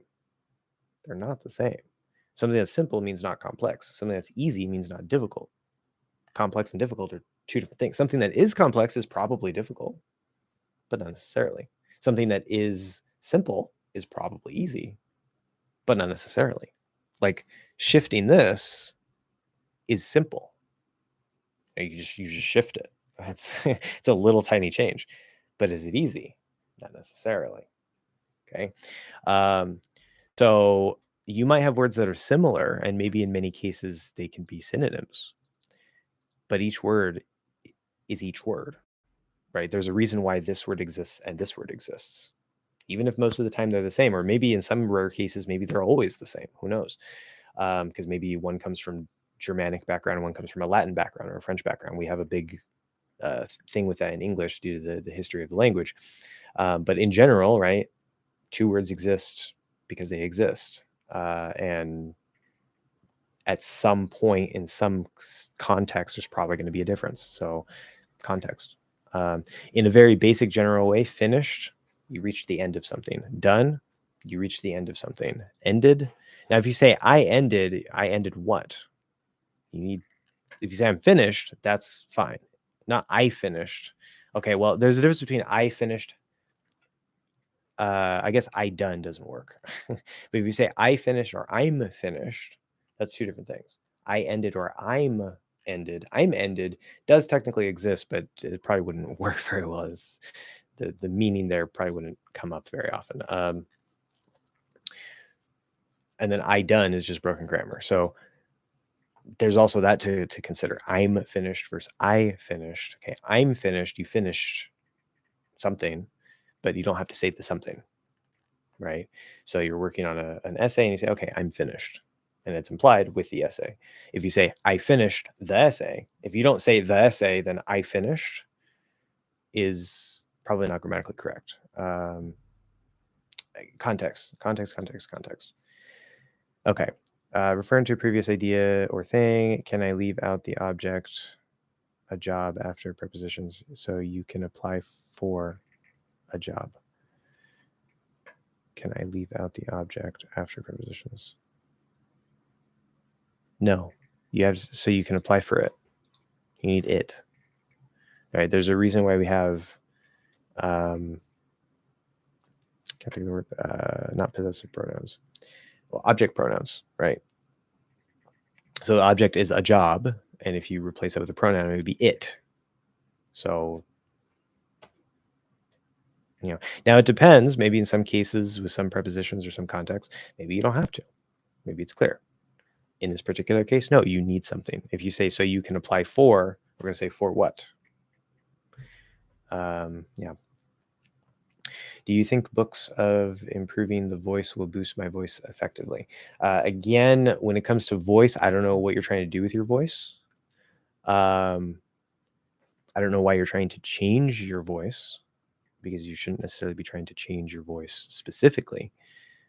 Any voice changes should be secondary. They should be sort of effects that happen when you shift things properly if you're trying to get a better mouth posture, a better accent. But trying to change the voice directly is not something I recommend. Again, if you have a particular like speech impediment or something that you don't like about your voice, then you can go ahead and try to change that. But you're asking about books specifically. When we're talking about voice, we're talking about pronunciation, we're talking about sounds. As a general rule, I think books are a ridiculous medium to talk about that type of topic, because like you're reading about sound. Okay. Now that being said, right, I can describe, okay, you shift this, whatever it is, whatever we're talking about. Let's say I'm talking about how to, shift that to get that nice, good, relaxed sound. It's not even completely relaxed necessarily, but more open. That can be described. That's fine. But if you don't have an audio reference to know how it should sound, it's kind of pointless, right? Because we're talking about sound. um, Now, if you have a book and it comes with audio reference, then that's fine. That's good. But if you don't have an audio reference, you're I don't want to say you're completely wasting your time, but your time could probably be spent better on more like a video medium or an audio medium instead. Like, say if you had like a description with no audio reference versus just an audio recording of the sound with no description, you'd be much better with just the audio recording. Um, because you can at least hear it and then try to make little changes and play with it to match what you hear. Where in the description, if you don't have an audio reference, you have no idea if you're doing it correctly or not, because it's just a visual description. Even if you had an image for it, it's a visual description. It's not, there's no sound.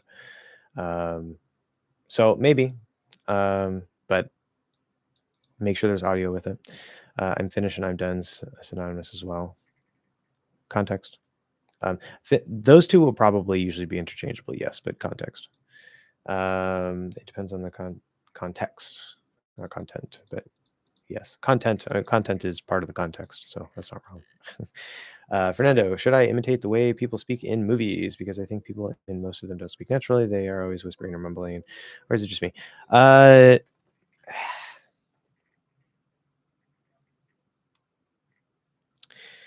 Yeah, it's kind of a tricky point. It depends on the actor a bit. It depends on uh, the movie or the series or whatever. If we really drill down to it and you listen very, very closely, like I've noticed this is a problem with Friends, because I've had several students that want to like use Friends to like look at pronunciation or improve their listening or stuff, and so we'll use some clips from there. And I've noticed that it's like there's some things that you don't notice. Like if you're just listening, especially as a native, if you're just listening, like nothing stands out as weird. It's just like they're just speaking like normal people do. But if you really pay attention, you really go and you really analyze, sometimes you'll actually notice, huh, that's a little weird. That doesn't seem normal. That seems, blah, blah, blah. And so um, even the best of actors, right, they are acting. And they can do a phenomenal, fantastic job about that, especially to, just a regular audience that's just watching the content, not listening to their pronunciation. Um, and nobody's going to know because it's so good. But if you go in and you listen closely and you compare that to, say, everyday speech that you might find somebody, on the street, I'm not talking about formality, just like the way that the average person would normally speak in their everyday life, not acting. You will notice that there are some little differences. Now, I don't think that those differences are the biggest deal. It's not like everything is off. But I do think it's useful to be aware that not everything is going to be 100% perfect. Um, should you? You can use it as a medium, but you know, I'm sure you're a smart person. Don't necessarily like use one movie as the entire source of your input. But if you find a sentence from this movie, or you find a scene from that TV show, or something from a podcast, whatever, uh, it's fine to mimic, it's fine to imitate. A lot of what you hear is going to be perfectly natural and fine. But even notice, right, if it's a podcast, sometimes people are very aware that they're on a podcast, they're not speaking completely naturally, and it can subtly affect the way that they sound compared to how they would speak to somebody on the street, or in their everyday life. Audiobooks, right? Usually we have sort of a reading tone, and obviously the person needs to actually say what words are in the written form of the book. So they're not speaking naturally, they're reading. And so it's going to throw off the intonation a little bit. Does that mean that all of these sources are bad? Not necessarily, especially if you're listening. For your listening, it's going to be good. But for your exact pronunciation, be aware that if it's not a real life conversation, it's not going to be perfect. It's going to be mostly perfect. It's going to be generally fine. I don't think it's a problem. But if you notice some things that are kind of weird, it's probably because they are. If you're not at the level to notice those types of things, then I wouldn't worry too much about it. It's really probably not going to be that big of a deal. I'm much more concerned with you getting exposure to real English, whether that's in a TV show or in everyday life. Because obviously, yeah, we have the internet, but that doesn't mean that you can listen to a native speaker 24/7, because you might be living in another country, right? So we're splitting a really fine hair here that kind of doesn't really matter at the end of the day. And you'll be fine. You'll be fine. Always stress the first syllable on nouns and second verbs. How about adjectives? So there's a thing about rules, which is that I want you to generally ignore them, because the language is alive. Okay. Actually, I'm going to do this. I'm going to give you a video to open Studio. I have a video. Videos. Content. Stress. Now there are some rules that can be very useful, especially if they're super, super common. I think, yeah. So I'm going to give you two links here. This link is called The Only 5 Rules You Need. Learn English Word Stress, The Only 5 Rules You Need. Are there other rules? Yes. These are the biggest, general, most common rules, and I don't even want you to memorize them. This is a super short lesson. It's only 5.5 minutes long. It's preparation for the next lesson, which I'm going to send you here. In fact, you don't even need the first lesson. You can go straight to the second lesson if you want, but if you want to do the first lesson first, you can. The second lesson is much longer. It's 22 minutes long, and it's called The Only Word Stress Lesson You Need for Listening. Okay. As you'll see, it's based around those 5 rules, but instead of going in and saying, oh, this is this rule, this is that rule, it gives you a ton of exposure to a bunch of different words visually with the stress marked so that you can see it and you can hear it. You can reinforce it that way. And it's going to help get the stress and the rhythm into your brain, into your bones, especially if you watch it 2 or 3 times, instead of trying to memorize a bunch of rules, because the rules do not matter. Okay. Now, notice you said always stress the first syllable on nouns and second on verbs. That's not even true. It's not always. It's not always. Okay. Maybe most of the time, but it's not always. There are very few always rules in English. Very, very, very few. Almost everything has an exception, which is another reason why I say don't worry too much about the rules. The language will teach you everything you need to know. I need the timestamp. God damn. I mean, sorry. Um, word stress. Okay.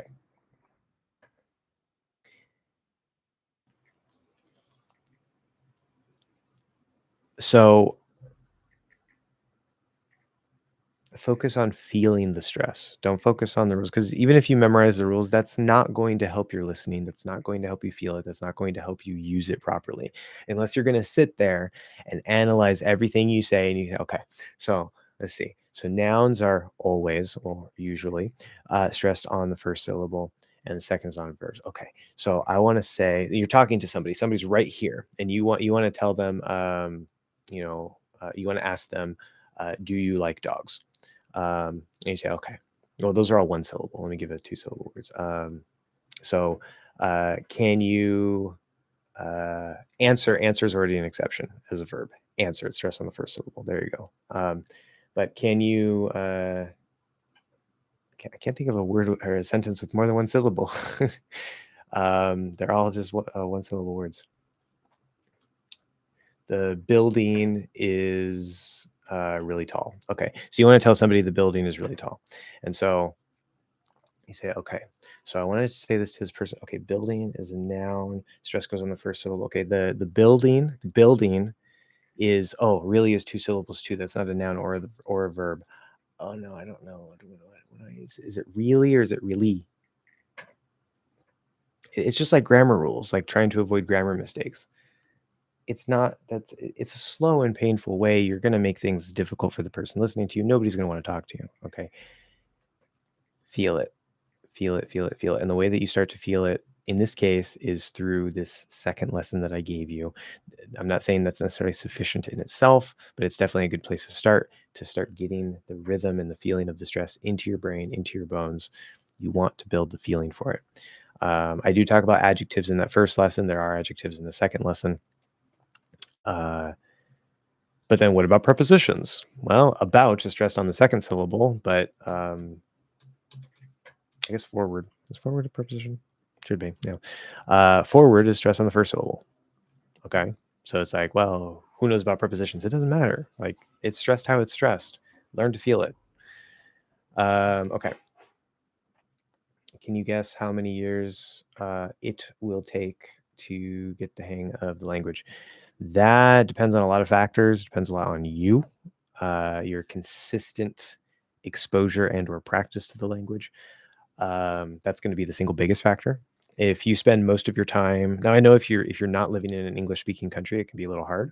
Not impossible, definitely not impossible, but it could be hard to get more exposure. It can be hard to get, especially a lot speaking practice. But we have the internet. You can watch TV shows. You can watch all this stuff. You can find language exchange partners or teachers that you can pay just to talk for an hour and get your speaking practice in whatever it is. So we have the options now that we have the internet.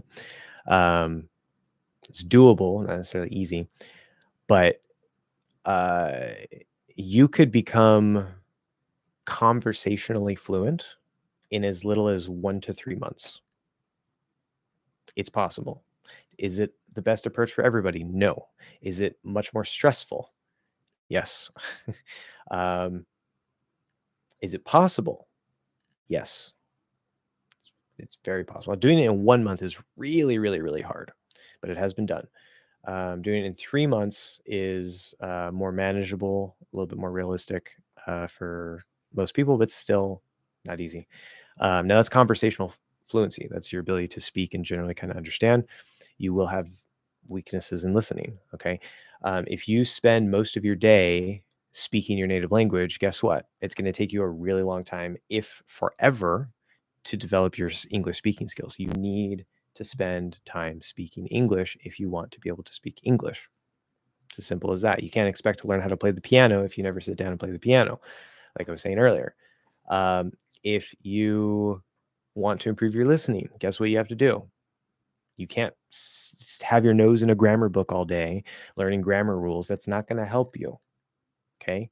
Maybe you'll get some benefit from it. There can be some use there, but you could know you could be able to pass a C2 level grammar test, know all the grammar rules better than a native speaker. You could know every single pronunciation rule and every linking rule and how this, and then have all of that knowledge and know 5,000 vocabulary words. And guess what? If you never listen to the language and you never tried to speak the language, you won't be able to understand hardly anything you hear, and you won't be able to have a basic conversation. You won't even be able to introduce yourself. Knowledge is not skill. Knowledge is not skill. Knowledge is not skill. Okay? I'll say it again. Knowledge is not skill. Did you get the point? So you can learn relatively really quickly. Okay. This whole thing, this is one of the things that bugs me the most is most of you guys have, because like the world sees, oh, English is important. So from an early age, they start giving you English classes. And then you spend all that time going into adulthood, still having difficulties with the language. You know, some of you get better results than others, but you still maybe have listening problems. You still have speaking problems. You still have whatever you're trying to improve. Maybe it's just pronunciation because they don't really care about pronunciation much, which is stupid because that's really the secret key to everything. But you still have trouble. Now, you would think, well, if I spent 15, 20 years trying to learn the language, I should be able to speak the language. And so people get this false impression that language learning is hard. Language learning takes like a really long time. It's going to take like my entire lifetime and I'm still not going to be like a native. It doesn't have to be that way. I'm not saying it's easy. I'm not saying that, you know, you're guaranteed to be able to sound like a native. There are lots of variables. But I think the general impression and feeling of like, oh, somebody who speaks another language, that's so amazing. That's so magical. Like, no, just basic conversational fluency. Okay. Where you can talk about pretty much anything you want to talk about for the most part. You can generally understand whatever you need to understand. Conversational fluency, B2, upper intermediate level. That's all you need to get into most colleges. You don't even need an advanced level. B2. It's not that hard, not that high. Okay. The gap between B1 and B2 is a lot smaller than the gap between B2 and C1. That's a huge gap. And all you really need is B2. And you can reach that level relatively easily, like within a year. This is one of the reasons why, to be very blunt, I'm just always pissed off at the traditional education system because it puts it has good intentions. It's like you need to learn how to speak English because this is, you know, English is like the most important or one of the most important languages in the world.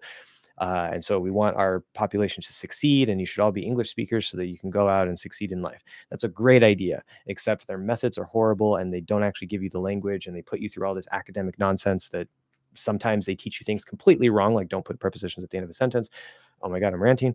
But this is one of the main reasons why I'm here making this channel. I'm talking to you guys because it's a bunch of stupidity.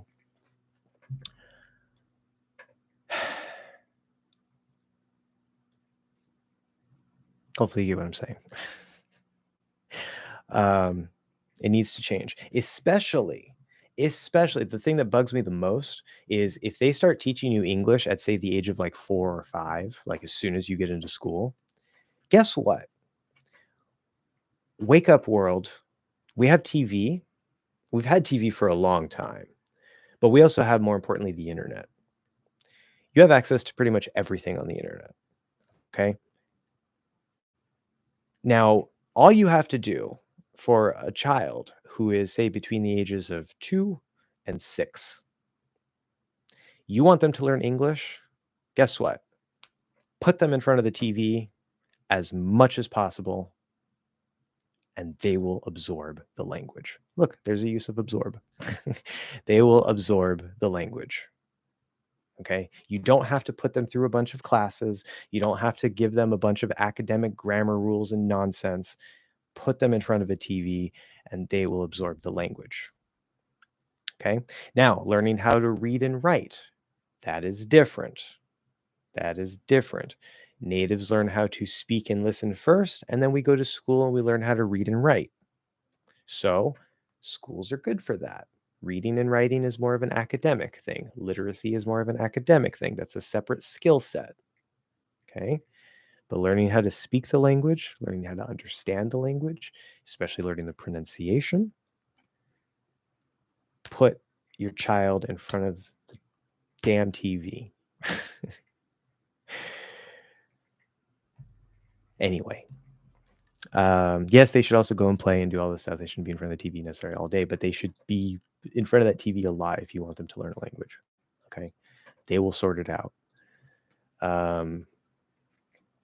Jesus Christ, like even like the best use of school time, like say if you have like a 4 or 5-year-old going to school, instead of teaching them English, like spend English class lesson time. Say you have like an hour a day on English or something for like a 5-year-old. Just put on TV shows. Maybe people do that. I don't know. It's not a lot of exposure time, but just do that. Like don't even give them a lesson. Don't teach them anything. Maybe the alphabet or something, but let them just be exposed to the language. A lot. Okay, a lot. Okay, moving on. Why can't I understand Black Americans? So many African Americans speak something that is formally called African American Vernacular English, or AAVE for short. And in itself, it's perfectly fine. It is not standard general American English.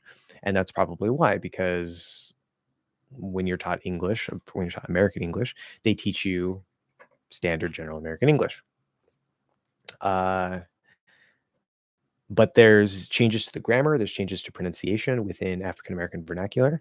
And so if you're not used to that, especially if you don't have a good base in general American English, and then you go and you try to understand somebody speaking AAVE, it's going to be very difficult to understand.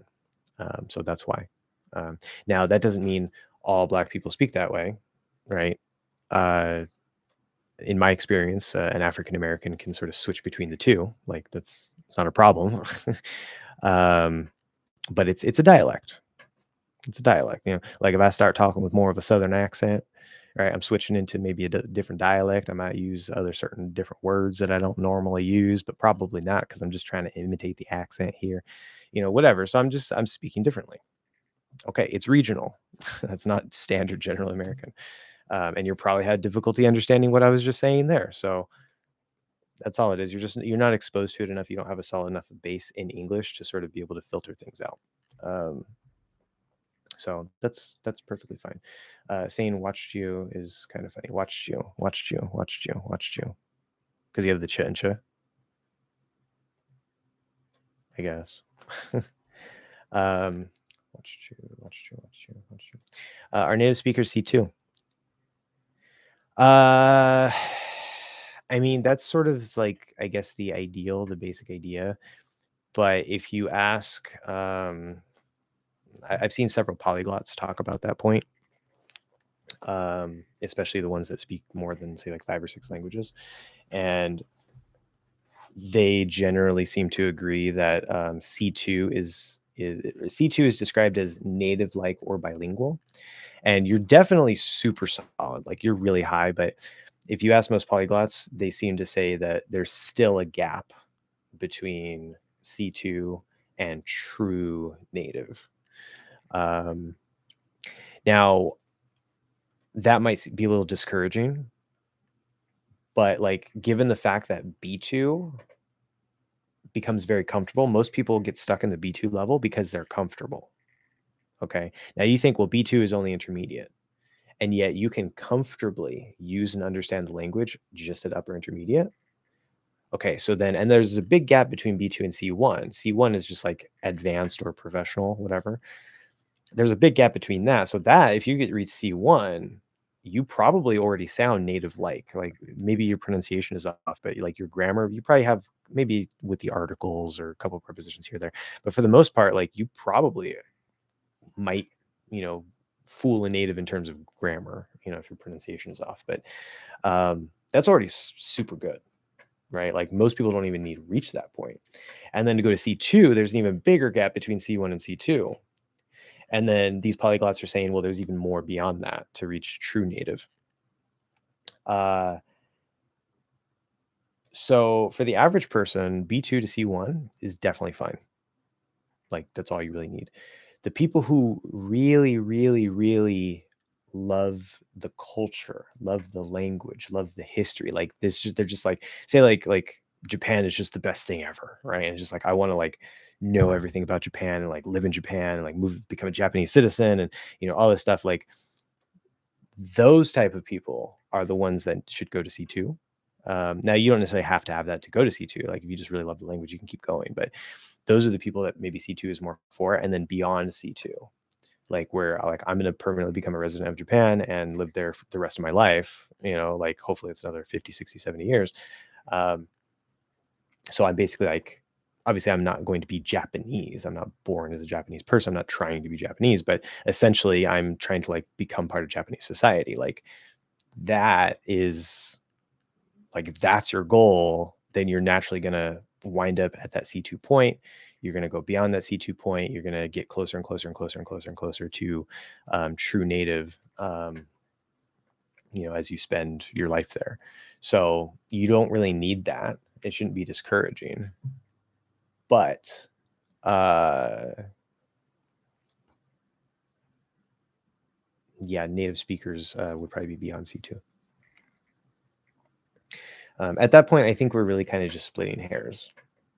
Like, although I do have a little bit of a theory. I haven't been able to test this yet, and I probably won't have any results for like the next decade. But I think my particular approach to sort of hacking into the personality of the language, building the subconscious network directly, like through the logic of prepositions and things like that. I'm going to do the same thing with verbs, hopefully the same thing with articles. Yeah, I said hopefully. That's supposed to be an F there, but I got a little tongue-tied. I think that if nothing else, it should speed up the acquisition of the language. But I have a feeling that because we're going directly under the surface and trying to hack the personality of the language directly, um, I think that that's probably the best, most efficient, relatively fastest way to jump into that native level. And I don't know if I'm sure it's probably possible, but let's say if you spend 50 or 60 years in that country speaking that language, trying to like deepen your understanding, and you really start to feel it, you really get it, but you still feel like there's something missing, um and say that takes you 50 years to do. My theory is that my approach, worst case scenario, it'll take that 50, maybe it doesn't get you any closer, but maybe it'll take that 50 years, reduce it to say 10 to 20 years, if that. I think it'd actually be a lot less than that, but we'll say 10 to 20 years. And then even if you don't get any closer, you at least have another, 30 to 40 years to try to get closer if you really wanted to. um, so we'll see. I have testing to do with that. But Anna's here. Sorry, it took me a second to recognize or to acknowledge your existence. Hope you're still here, but welcome. Can you teach me how to pronounce character? I found it so hard to say correctly the syllable T. Okay. To say the syllable T correctly, that'd be better. But okay, well, T is not a syllable though. T is a letter. Maybe you mean the syllable with T, but I have a lesson on the T. If that's the problem. But the word character itself, there's actually a lot of people who say this wrong. Even people that are not natives, but they sound either completely or almost completely native. I notice that they tend to. There's words like character that they'll still tend to pronounce wrong for some reason. So character. So it's care, care, and then either it or with a K at the end. So Carrick or Carrick, and then Tur. Now that K can sort of soften the T a bit, make it sound a little bit more like a D, sort of like the S does. Character. So the little hack is to just say it like a weak D. That's fine. Instead of trying to say character, in really enunciated, like over enunciated speech, you could do that, but we'll probably make it a weak D. And that's just the easy thing to do. So character, der. So if you can't do any of those pieces, maybe you have difficulty going from here to here, to. Maybe your placement of the T and D is wrong. Maybe if you're touching your teeth, that's part of the problem. Character is not how we pronounce the T and D in English. It's up here on the bump. Okay, so it could be a mouth posture thing. It could be where you're placing certain sounds. It could maybe you just have difficulty going between two particular sounds. Figure out what the problem is, work on the pieces, work on the transition. But mouth posture that underlies everything is the real superpower secret hack. And I have a course that I'm developing for that. So yeah. Fernando, what are the pronunciations of that? Well, see, you ask a native a question like that, and we're going to say that. Like, of course, there's only one way to say it. But I'm a little more aware than that. Regardless, we're going to perceive it that way, no matter how it's pronounced. But so there's actually variation for each of the sounds here. So we have 3 sounds, 4 letters. Of course, the TH is 2 letters, but it's 1 sound. If we start at the end, which is probably the simplest part, actually, no, we'll start in the middle, which is the simplest part. Fully enunciated, can be reduced to maybe can be reduced to like in really fast speech. But generally it's going to be or So variation there. The T could potentially be pushed out as a T. Very unlikely. That. Okay.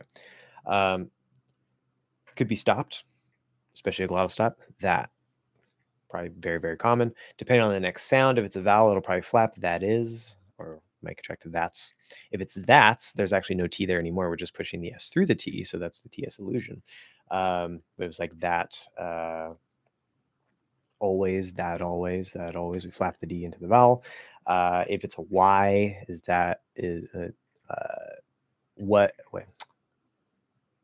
The thing that you want, you can blend it into ch, the thing that you want. So maybe it'll turn into a CH. So that depends a lot on what's after it, but a stop always works, a glottal stop. So there's lots of variation there depending on what's after it. For the TH part, of course, you have the fully enunciated TH, even all the way through the teeth, which is not required. Okay. Usually we'll do it right behind the teeth. Still pretty enunciated, pretty clear. It's a standard TH. That is not the normal TH. That's what everybody teaches you. That's not the normal TH. That's a very clear, perhaps over enunciated TH that we will sometimes use sometime when we're enunciating, or it might come out, but we generally do right behind the teeth. Okay. Then we have sort of a lazier TH where we're actually kind of pulled back a little bit more. It's just close enough to where it kind of still sounds sort of like a TH. That's usually more in the flow of fast speech. So I think that he's right. I think that. Perfectly fine. If you try to enunciate it that way, it's probably going to be like, what are you saying? That's a lazy TH. Then, of course, there's the dental T or D replacement for the THs. This is a voiced TH, so it's going to be a dental dental D, which is dental because you could either go flat on the teeth or you could just go up here and make it flatter than a normal D. And we'll say that. So there's fully enunciated TH through the teeth, fully enunciated not through the teeth, lazy TH, dental D, either flat on the teeth or not flat on the teeth as long as it's flatter. So there's like 5 choices for the TH. Doesn't matter which one happens. Again, if it's the lazy one, you need to be speaking quickly enough. But otherwise, it doesn't really matter. The could be or maybe so there's 2 to 3 variations there. So now between all those combinations, you have like what? I don't know, 20 different possibilities. And then for the T, it could be a T, it could be a stop. Depending on what's after it, you get more variations. So there's probably like at least 40 different ways to pronounce this word. Yeah. Which seems overwhelming and crazy. You don't got to worry about it. You don't, just know that there's variation to these pieces. Okay. We already know that the T works special at the end. That applies to many things. So that's nothing new.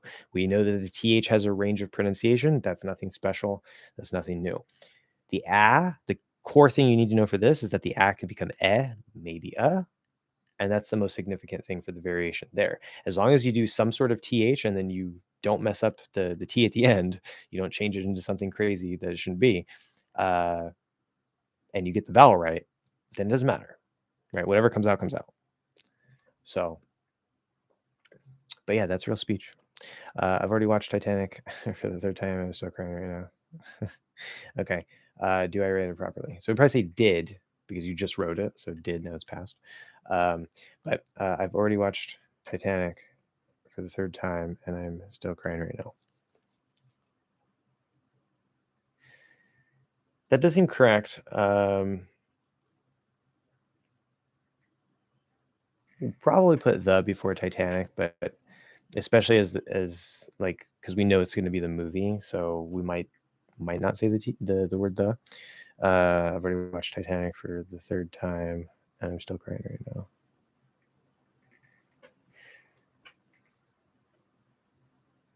I don't think there's anything wrong with it exactly, but when you say I've already and then I'm still, that can work, but it kind of feels a little like I would want to change it a little bit. Like I just watched Titanic for the third time and I'm still crying, or but it could work the way you have it. Yeah, it's fine. I wouldn't say it's wrong. Sometimes being afraid of talking with a new speaker because they don't bat an eye how level the person they talk to him is. Okay.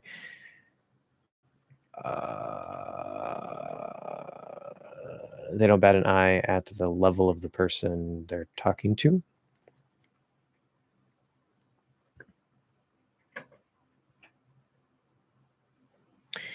Well, I mean, to me, that would make it less scary because provided that you're using that correctly to mean what you want to say. What I'm understanding is when you talk to a native, they don't really care what your level is. That's don't bat an eye. Like they don't care. It doesn't matter. Uh, so um, maybe there's another context for that I'm not thinking of. But yeah, so if they don't care, then you could just talk to them. You just focus on like talking to them and not worry about like them judging you. But I don't know. Yeah, I mean, it could be nerve wracking and make you nervous, make you uncomfortable, but that's part of the process. You know, like me, I don't like speaking to people in English. I would prefer not to, and yet for some reason, I like languages and want to speak them. So even speaking to somebody that I don't know in English makes me uncomfortable. You know, and I'm a native speaker. I know how to handle the language. So isn't it? You just got to deal with it. You know. If you can find, say, like, for example, a language exchange partner, or it could even be a teacher that you're like just paying for conversation practice, and you know it's like a cheap teacher just so you can spend an hour maybe getting some feedback and talking most of the time.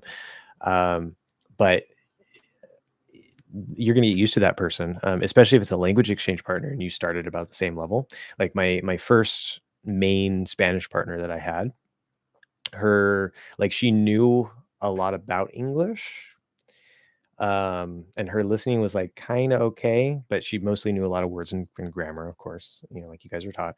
And I was kind of the same. Like my listening was like, you know, definitely needed work, but I can understand some things. And then my vocabulary was a lot higher, my grammar was a lot higher. So when we started speaking, we were at about the same level. Her English was about my Spanish. And if you find someone like that, that's like the best possible combination. Because number one, it forces you to stay in the language instead of like switching. Say if you're trying to speak Spanish and they speak English, it's really easy to try to jump into English to explain something. You want to stay in the language no matter how difficult. That's what really gets you pushing forward and trying to explain around what you're trying to say. It's another little speaking hack, but if you're at about the same level, it doesn't matter if you switch to English because they're not going to understand you anyway, probably. So you know, if you're speaking Spanish to them because it's your Spanish time, stay in Spanish, and they're going to figure out. They're going to help you, you know, right? And then you understand, you don't feel as bad because you're like, well, I know this person struggles in English, so they understand when I struggle in Spanish. And then when you switch to English for the second half hour or whatever it is you're doing, now they're speaking English.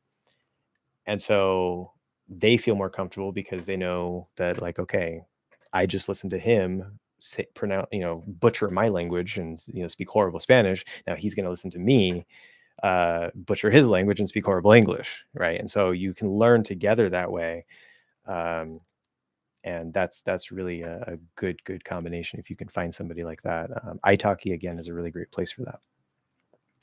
In fact, I very strongly recommend that you find somebody that's about your level, because if you find an English speaker who, they want a language exchange and they want to maybe help English learners out, but they're, say, I think your language would probably be Arabic. If their Arabic is already up here and your English is here,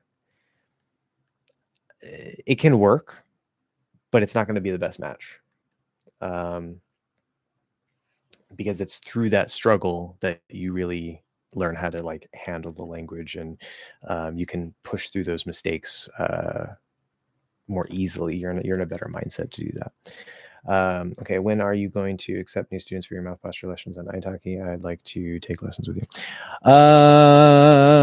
That's a good question. I recently closed it because like I have a bunch of students right now. I mean, I had it open for a while. It was available for people to go to. Some people through the channel found me. Some people, funny enough, not through the channel, found me, and they wanted to take the classes. So I'm kind of full right now. Um, uh, I have one other person who's already asking me about it, and I told them to maybe check back in like 3 or 4 weeks. Just because like some people, they'll end up dropping. That's just a normal thing. Sometimes people go for a while, they'll drop, or maybe they disappear because they go on vacation, or something comes up and then they'll come back later. It's a normal part of the process in my experience. So probably next month I'll reopen it if I'm not super busy at that time. And that's going to be only better for you because, as I said, like it's still in development. It's like the base of it, the phase 0, phase 1 is very, very, very solid. Like that's very fully formed. I'm always trying to find ways to improve it, of course, if I can, but it's very, very solid. It's the phase 2. I'm really kind of like trying to push the boundary and develop it more. I'm getting more students starting to catch up to that point, getting through phase 1. And so far it's going really, really good. A lot of my theories are working out. A lot of my ideas are working out. I'm getting new ideas.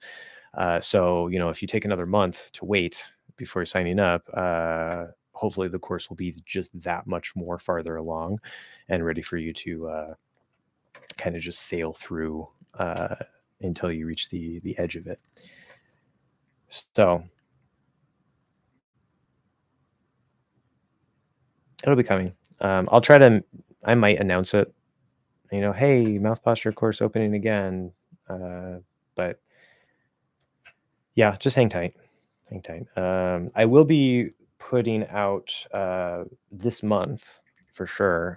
Might be next week, like either this week or next week. I am going to be putting out a mouth posture phase 2 lesson, the first lesson, because there's going to be multiple lessons for that. So if you've already done phase 0, phase 1, obviously you might want to get feedback and stuff from me. Maybe that's part of why you're asking. But if you've gone through phase 0, phase 1 in the lessons, you'll be able to start phase 2 and start working with the sounds and stuff. So probably next week, I think I'm going to put that together. Might be towards the end of the month, but I think I'm probably going to have it next week. Okay, anyway, for the lesson, not the course opening. Which methods should I adopt to think deeply in English? That depends a lot on you. There's no one right way to learn a language. I have a whole book, again, Amazon, link in description. I have a whole book on how to learn a language, subtitled Building Your Path to Fluency, because there's multiple ways. That's what I learned as I was trying to teach myself Spanish, trying to figure out how to learn a language.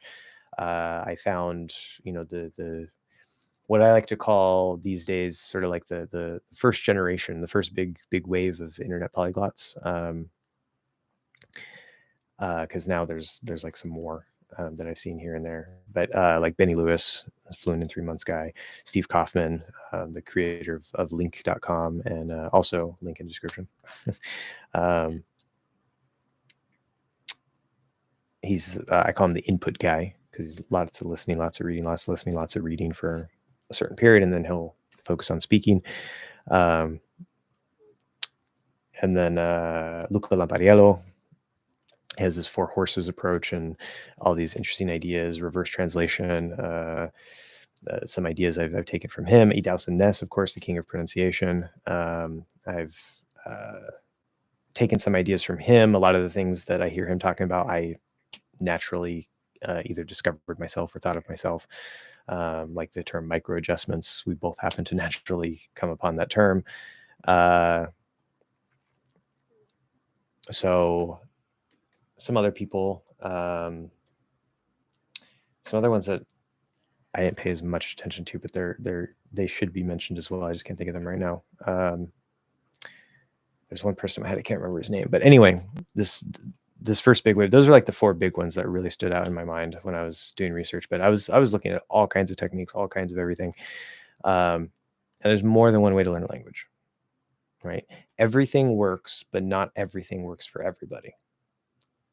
Okay, everything works, but not everything works for everybody. It's in language learning, that's in skill development in general, that's even, like in learning academic things.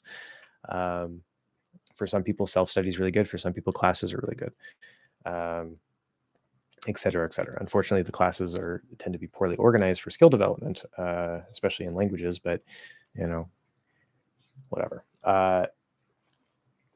I'm very big on self-learning. I think if you have the right tools, techniques, and you kind of have a guide on what to do, you don't have to figure everything out from scratch. A lot of people, if they learn how to manage their time a little bit, should be able to learn. Most people, I think, should be able to learn effectively self-study if they kind of know how to do that. Biggest problem is like not knowing how to do that, or maybe not having the time management skills. But everybody's different. At the end of the day, there's core guidelines. Okay, always number 1, input. Input. I don't care if you're taking an output-based approach and trying to speak a lot. I don't care if you're trying to focus on the grammar or whatever it is. Input. Especially listening, also reading. Even better if you're reading, try to have an audio source that goes along with it. But lots of reading, lots of listening, lots of reading, lots of listening, especially the listening. Input. You should be getting tons of input every single day, not a little bit for an hour today and then an hour, 3 days from now. Every single day. Now, it actually doesn't take that much necessarily. There are people who are busy. Steve Kaufman apparently only has about an hour a day for language learning. He's a polyglot, speaks over 10 languages. And he's an older guy. He helps bust the whole myth of I'm too old, because that's a really big myth that is nonsense. But apparently, I don't know if it's changed, but I've heard him say before that he only has an hour a day for language learning, and he'll listen and read a lot, listen and read a lot, listen and read a lot. He doesn't worry too much about speaking at first. He'll do the speaking later. Somebody in Cyrillic, I don't speak. Oh, okay. Keyboard change. Yeah, that happens sometimes. Hi. Yes, I see your question there. Sorry. I'm going in order here. There's always the opportunity of a super chat if you need your question answered right away. Otherwise, I try to be fair and just go in order. I know I can kind of linger too much on one thing. That's my fault, but that's my style. Sorry. Anyway, point is, you should be getting consistent exposure to the language, especially listening input, every single day, even if it's just an hour, whatever, every single day. That in the long run is going to be the base. On top of that, there are other things that you can do. Like there's my logic of prepositions approach, which sort of tries to hack into the personality of the language. The more that you practice speaking, the more you're going to get kind of a feel for how the language is. And a lot of people say like, oh, well, it's all input. Like, even people who speak a lot, like it comes down to the input. That's partially true, yes, but speaking is its own skill. And speaking helps your brain connect things in ways that just input won't necessarily do. Um, so anyway, it depends on you. It depends on your goals. I don't have a simple answer for this, but you can check out my book. I'll probably be making other videos about that at some point. Kairos, thanks, man. I understand. Sounds like a ton of work to manage the channel and give those lessons. I will wait. In the meantime, I'll practice phase 0 myself. Okay, good. Yeah, pay very, very close attention to the quality of the sound. Quality of the sound, as I talked about in the update to phase 0. Make sure you also watch the update lesson. That's part of it. Quality of the sound. Make sure you get that back sorted out. I put that in phase 0 instead of phase 1 because it sort of prepares you to actually build that center of gravity in phase 1. I could have put this whole back thing as an update to phase 1, but especially because it's an update and now it's in the wrong order. I think it's best like after you start working out the throat and stuff, and you'll start to be able to kind of figure out what to do here. So it goes nicely. It's kind of like a bridge between phase 0 and phase 1, actually. But just pay close attention, do the best you can. Okay, so person with name written in Cyrillic that I cannot read, sorry. Is it possible not to use it in conversation? Okay. It wasn't a compliment, etc. If two people know what the conversation is about. Absolutely. This is a very common thing in informal speech. Informal speech. Okay. 225. There's a lot of timestamp here. Not going to be a lot of live stream clips this week because I keep forgetting to mark down the timestamps. Dropping. Absolutely. Yeah. So you're talking to a friend, maybe. You say, okay, blah, blah, blah, blah, blah. And they say, thanks. Wasn't a compliment. Perfectly fine. Perfectly fine. Yeah. You can still keep the it in informal speech. It's not a problem. Doesn't make it sound less informal. It's just you can drop it if it's informal speech. And keep in mind also, I need to make a lesson on this, which I might do sooner rather than later. Formality in English works a lot differently than in other languages, especially American English. American culture is, relatively speaking, generally is a blanket statement, more informal than even, say, British English, another English-speaking culture. We do have more formal structures. We do have ways to be very polite and to be more formal. But in general, it's more about standard politeness versus informal. Now, you can say things in a way that sound like really formal, really stiff, maybe fancy, maybe kind of dated. Americans tend to like to either stick to normal politeness, just standard normal politeness, or we'll go into the informal.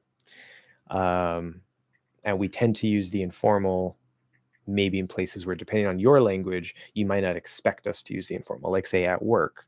If you have, like my first job, I've mentioned this before, Fernando retracted a message for some reason, sorry about that. Should have got to that. But my first job, I was 18. My boss was probably like 24, 25, so he's older than me. He's my boss right now. You would expect, depending on your culture, your boss could even be younger than you. You would never speak informally, right? Because it's your boss, he's higher than you. It's a formal situation. So it does depend a little bit on the person, but he was a younger guy. Even though he's my boss, that doesn't necessarily matter. Okay. Now, if somebody is your boss, there's maybe more of a likely chance that you're not going to be informal. You can use standard politeness.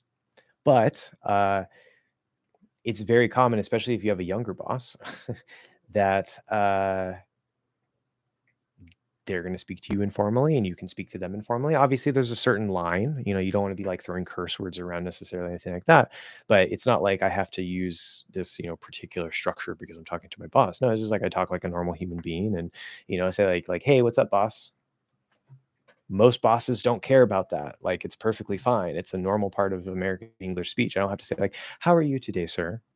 Like, that sounds really, really formal, really stiff. Like, even in a work environment, like maybe if it's like the CEO of the company or something, or you're trying to be really, really extra polite or something, it can happen. But in a lot of cases, and I guess it depends on the type of job too, but in a lot of cases, just like, hey, what's up, boss? How's it going? And that's fine.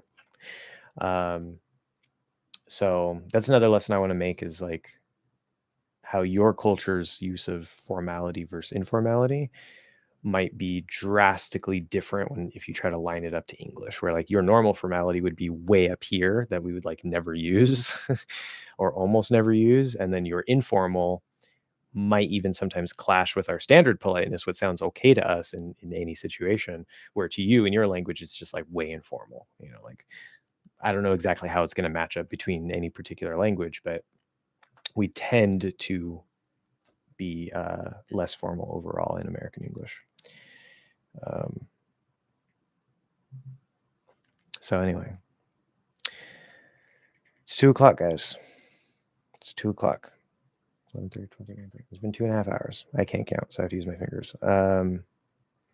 So we're just about to finish up today. I do have a strict cutoff today. It doesn't have to be right this moment. I can answer this question from Fernando. If you guys have any last minute questions, get them in now, because I'm going to try to tie this up for the day. And we'll come back next week. So can we change the American English? Oh, sorry. I saw AE. I was like, is that American English? Can we change the AE sound? So I guess that's ah. I would write that AH. See, if it's not the IPA where it's like the A and the E blended together, I'm just like, AE, what is that? It's like American English. Can we change the ah sound into an E in most cases? I think you mean like an eh.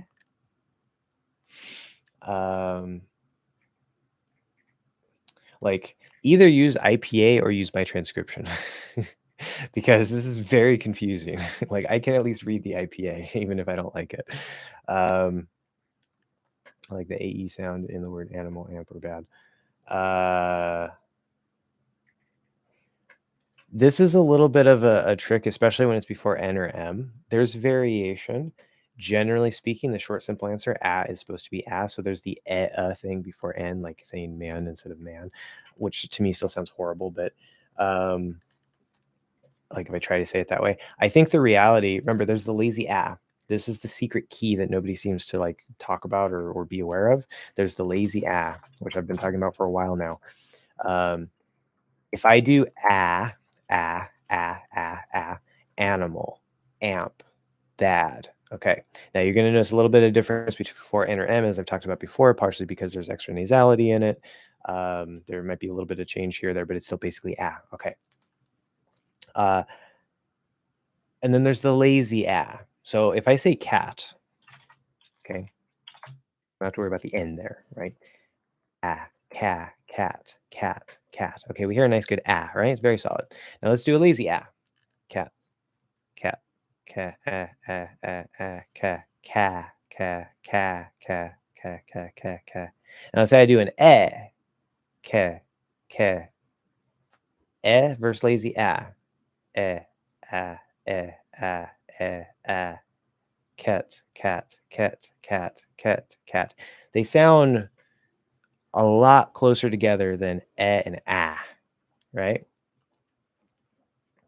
Although it does seem that kind of exists in like really lazy fast speech. When teachers talk about this whole combination before N, I think what's really happening most of the time is speakers don't say You hear the partially because that's the center of gravity mouth posture. And sometimes it kind of sticks out a little bit. But I think that really it's this lazy that is usually happening. And because it's so close to there might even be some natives that if they analyze it and they listen closely, they might be like, huh, that seems more like an than an even though in the flow of real speech, their brain would just filter it out and, they don't really have any problems understanding. But there is a difference. There is a lazy okay?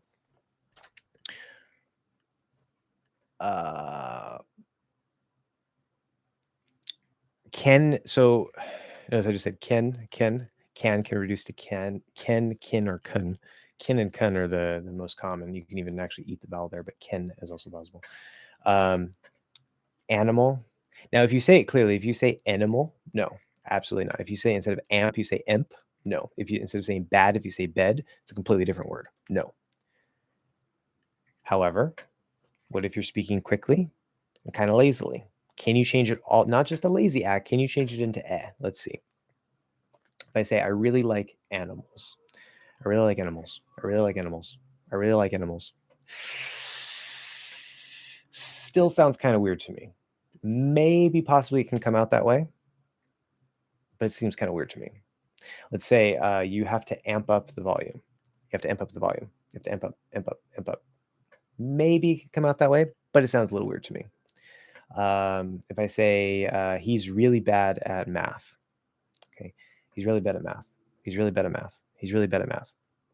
Again, maybe this one may be even more unlikely because bed is actually a different word.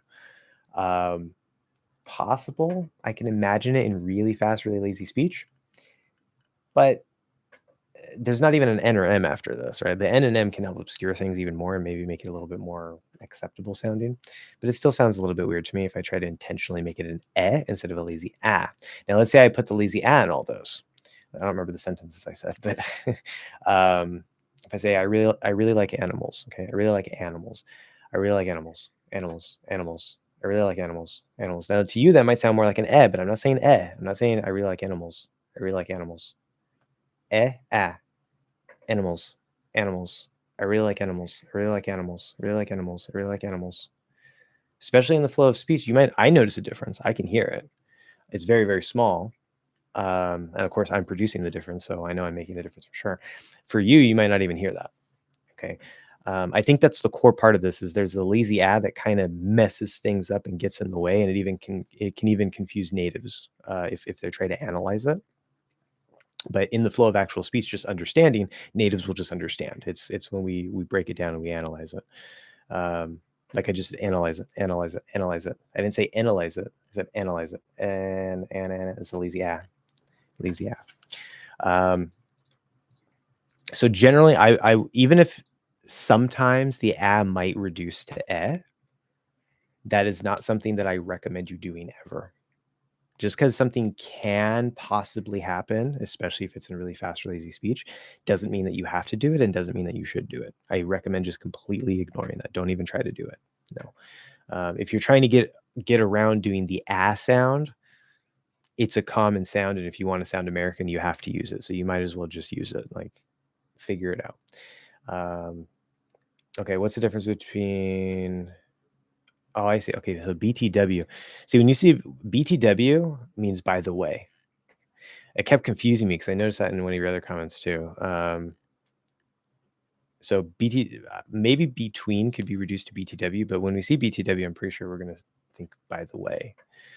So what's the difference between prefer and would rather? They're essentially the same. Would rather sounds more formal, sounds fancier. And you could also put would before prefer also. It's more prefer versus rather. Although you can't say I rather. Well, I guess you could, depending on what you're saying, but let's not go into that. So if you say like, let's just say I would prefer and I would rather, keep it simple. So I would prefer if you didn't do that. I would rather if you didn't do that. Okay. They both sound fine. They mean the same thing. Maybe the context, there might be a difference, but they should be pretty interchangeable. But rather, again, will maybe sound a little fancier, a little more formal. And also see somebody do, see somebody doing. Context depends on what you want to say. I saw somebody do that. I saw somebody doing that. That can be interchangeable. I don't have a particular context there, but that seems like potentially at least it could be interchangeable. I don't see any problem with it. Context is always important. A lot of questions that you have, like, oh, should I say this or should I say this? Usually the answer is going to be context, and I can't say this one's right and this one's wrong. Because maybe usually it's this, or maybe it could be either one. Maybe sometimes they're the same, but the exact context might actually make it to where, oh, in this context, we would say this one. In this context, we would say that one. So context is super important. This is another problem with trying to like learn grammar from like books or in isolation instead of actually like getting it from the language directly is which I mean there's nothing wrong with the questions. Questions are fine. But it tends to cause problems like that where you're not when you learn from a grammar book, you're not learning in context. You're learning a description and then you get a bunch of questions like, "Oh, okay, well should I say this or should I say that?" Like, well, maybe they both exist. It depends on the context. Right? It's not a grammar question of which one is grammatically correct. It's what do you want to say in a particular context? Language comes out of a context. It doesn't come out of a book, doesn't come out of a dry description. Language is a real breathing thing that comes out of context. Okay. That's how you should learn it because that's what language is. Like it doesn't exist outside of context. So, anyway, good. Well, looks like we're pretty much done here, I guess. So, thank you guys very much. It's so hot here and I'm slowly dying from the heat. I don't know if you can tell I'm sweating, but and it's just going to get hotter, which is great.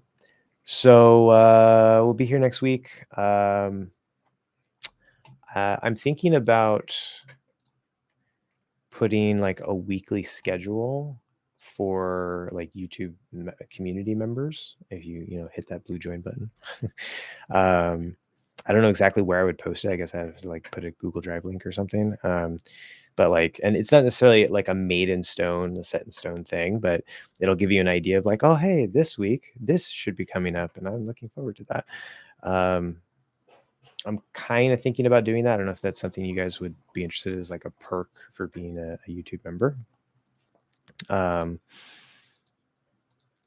otherwise, I got content planned out for this week already. And we'll see how it goes. But yeah, we'll leave it at that. Thank you guys very much. And I'll see you next week, same time, 11:30 California time.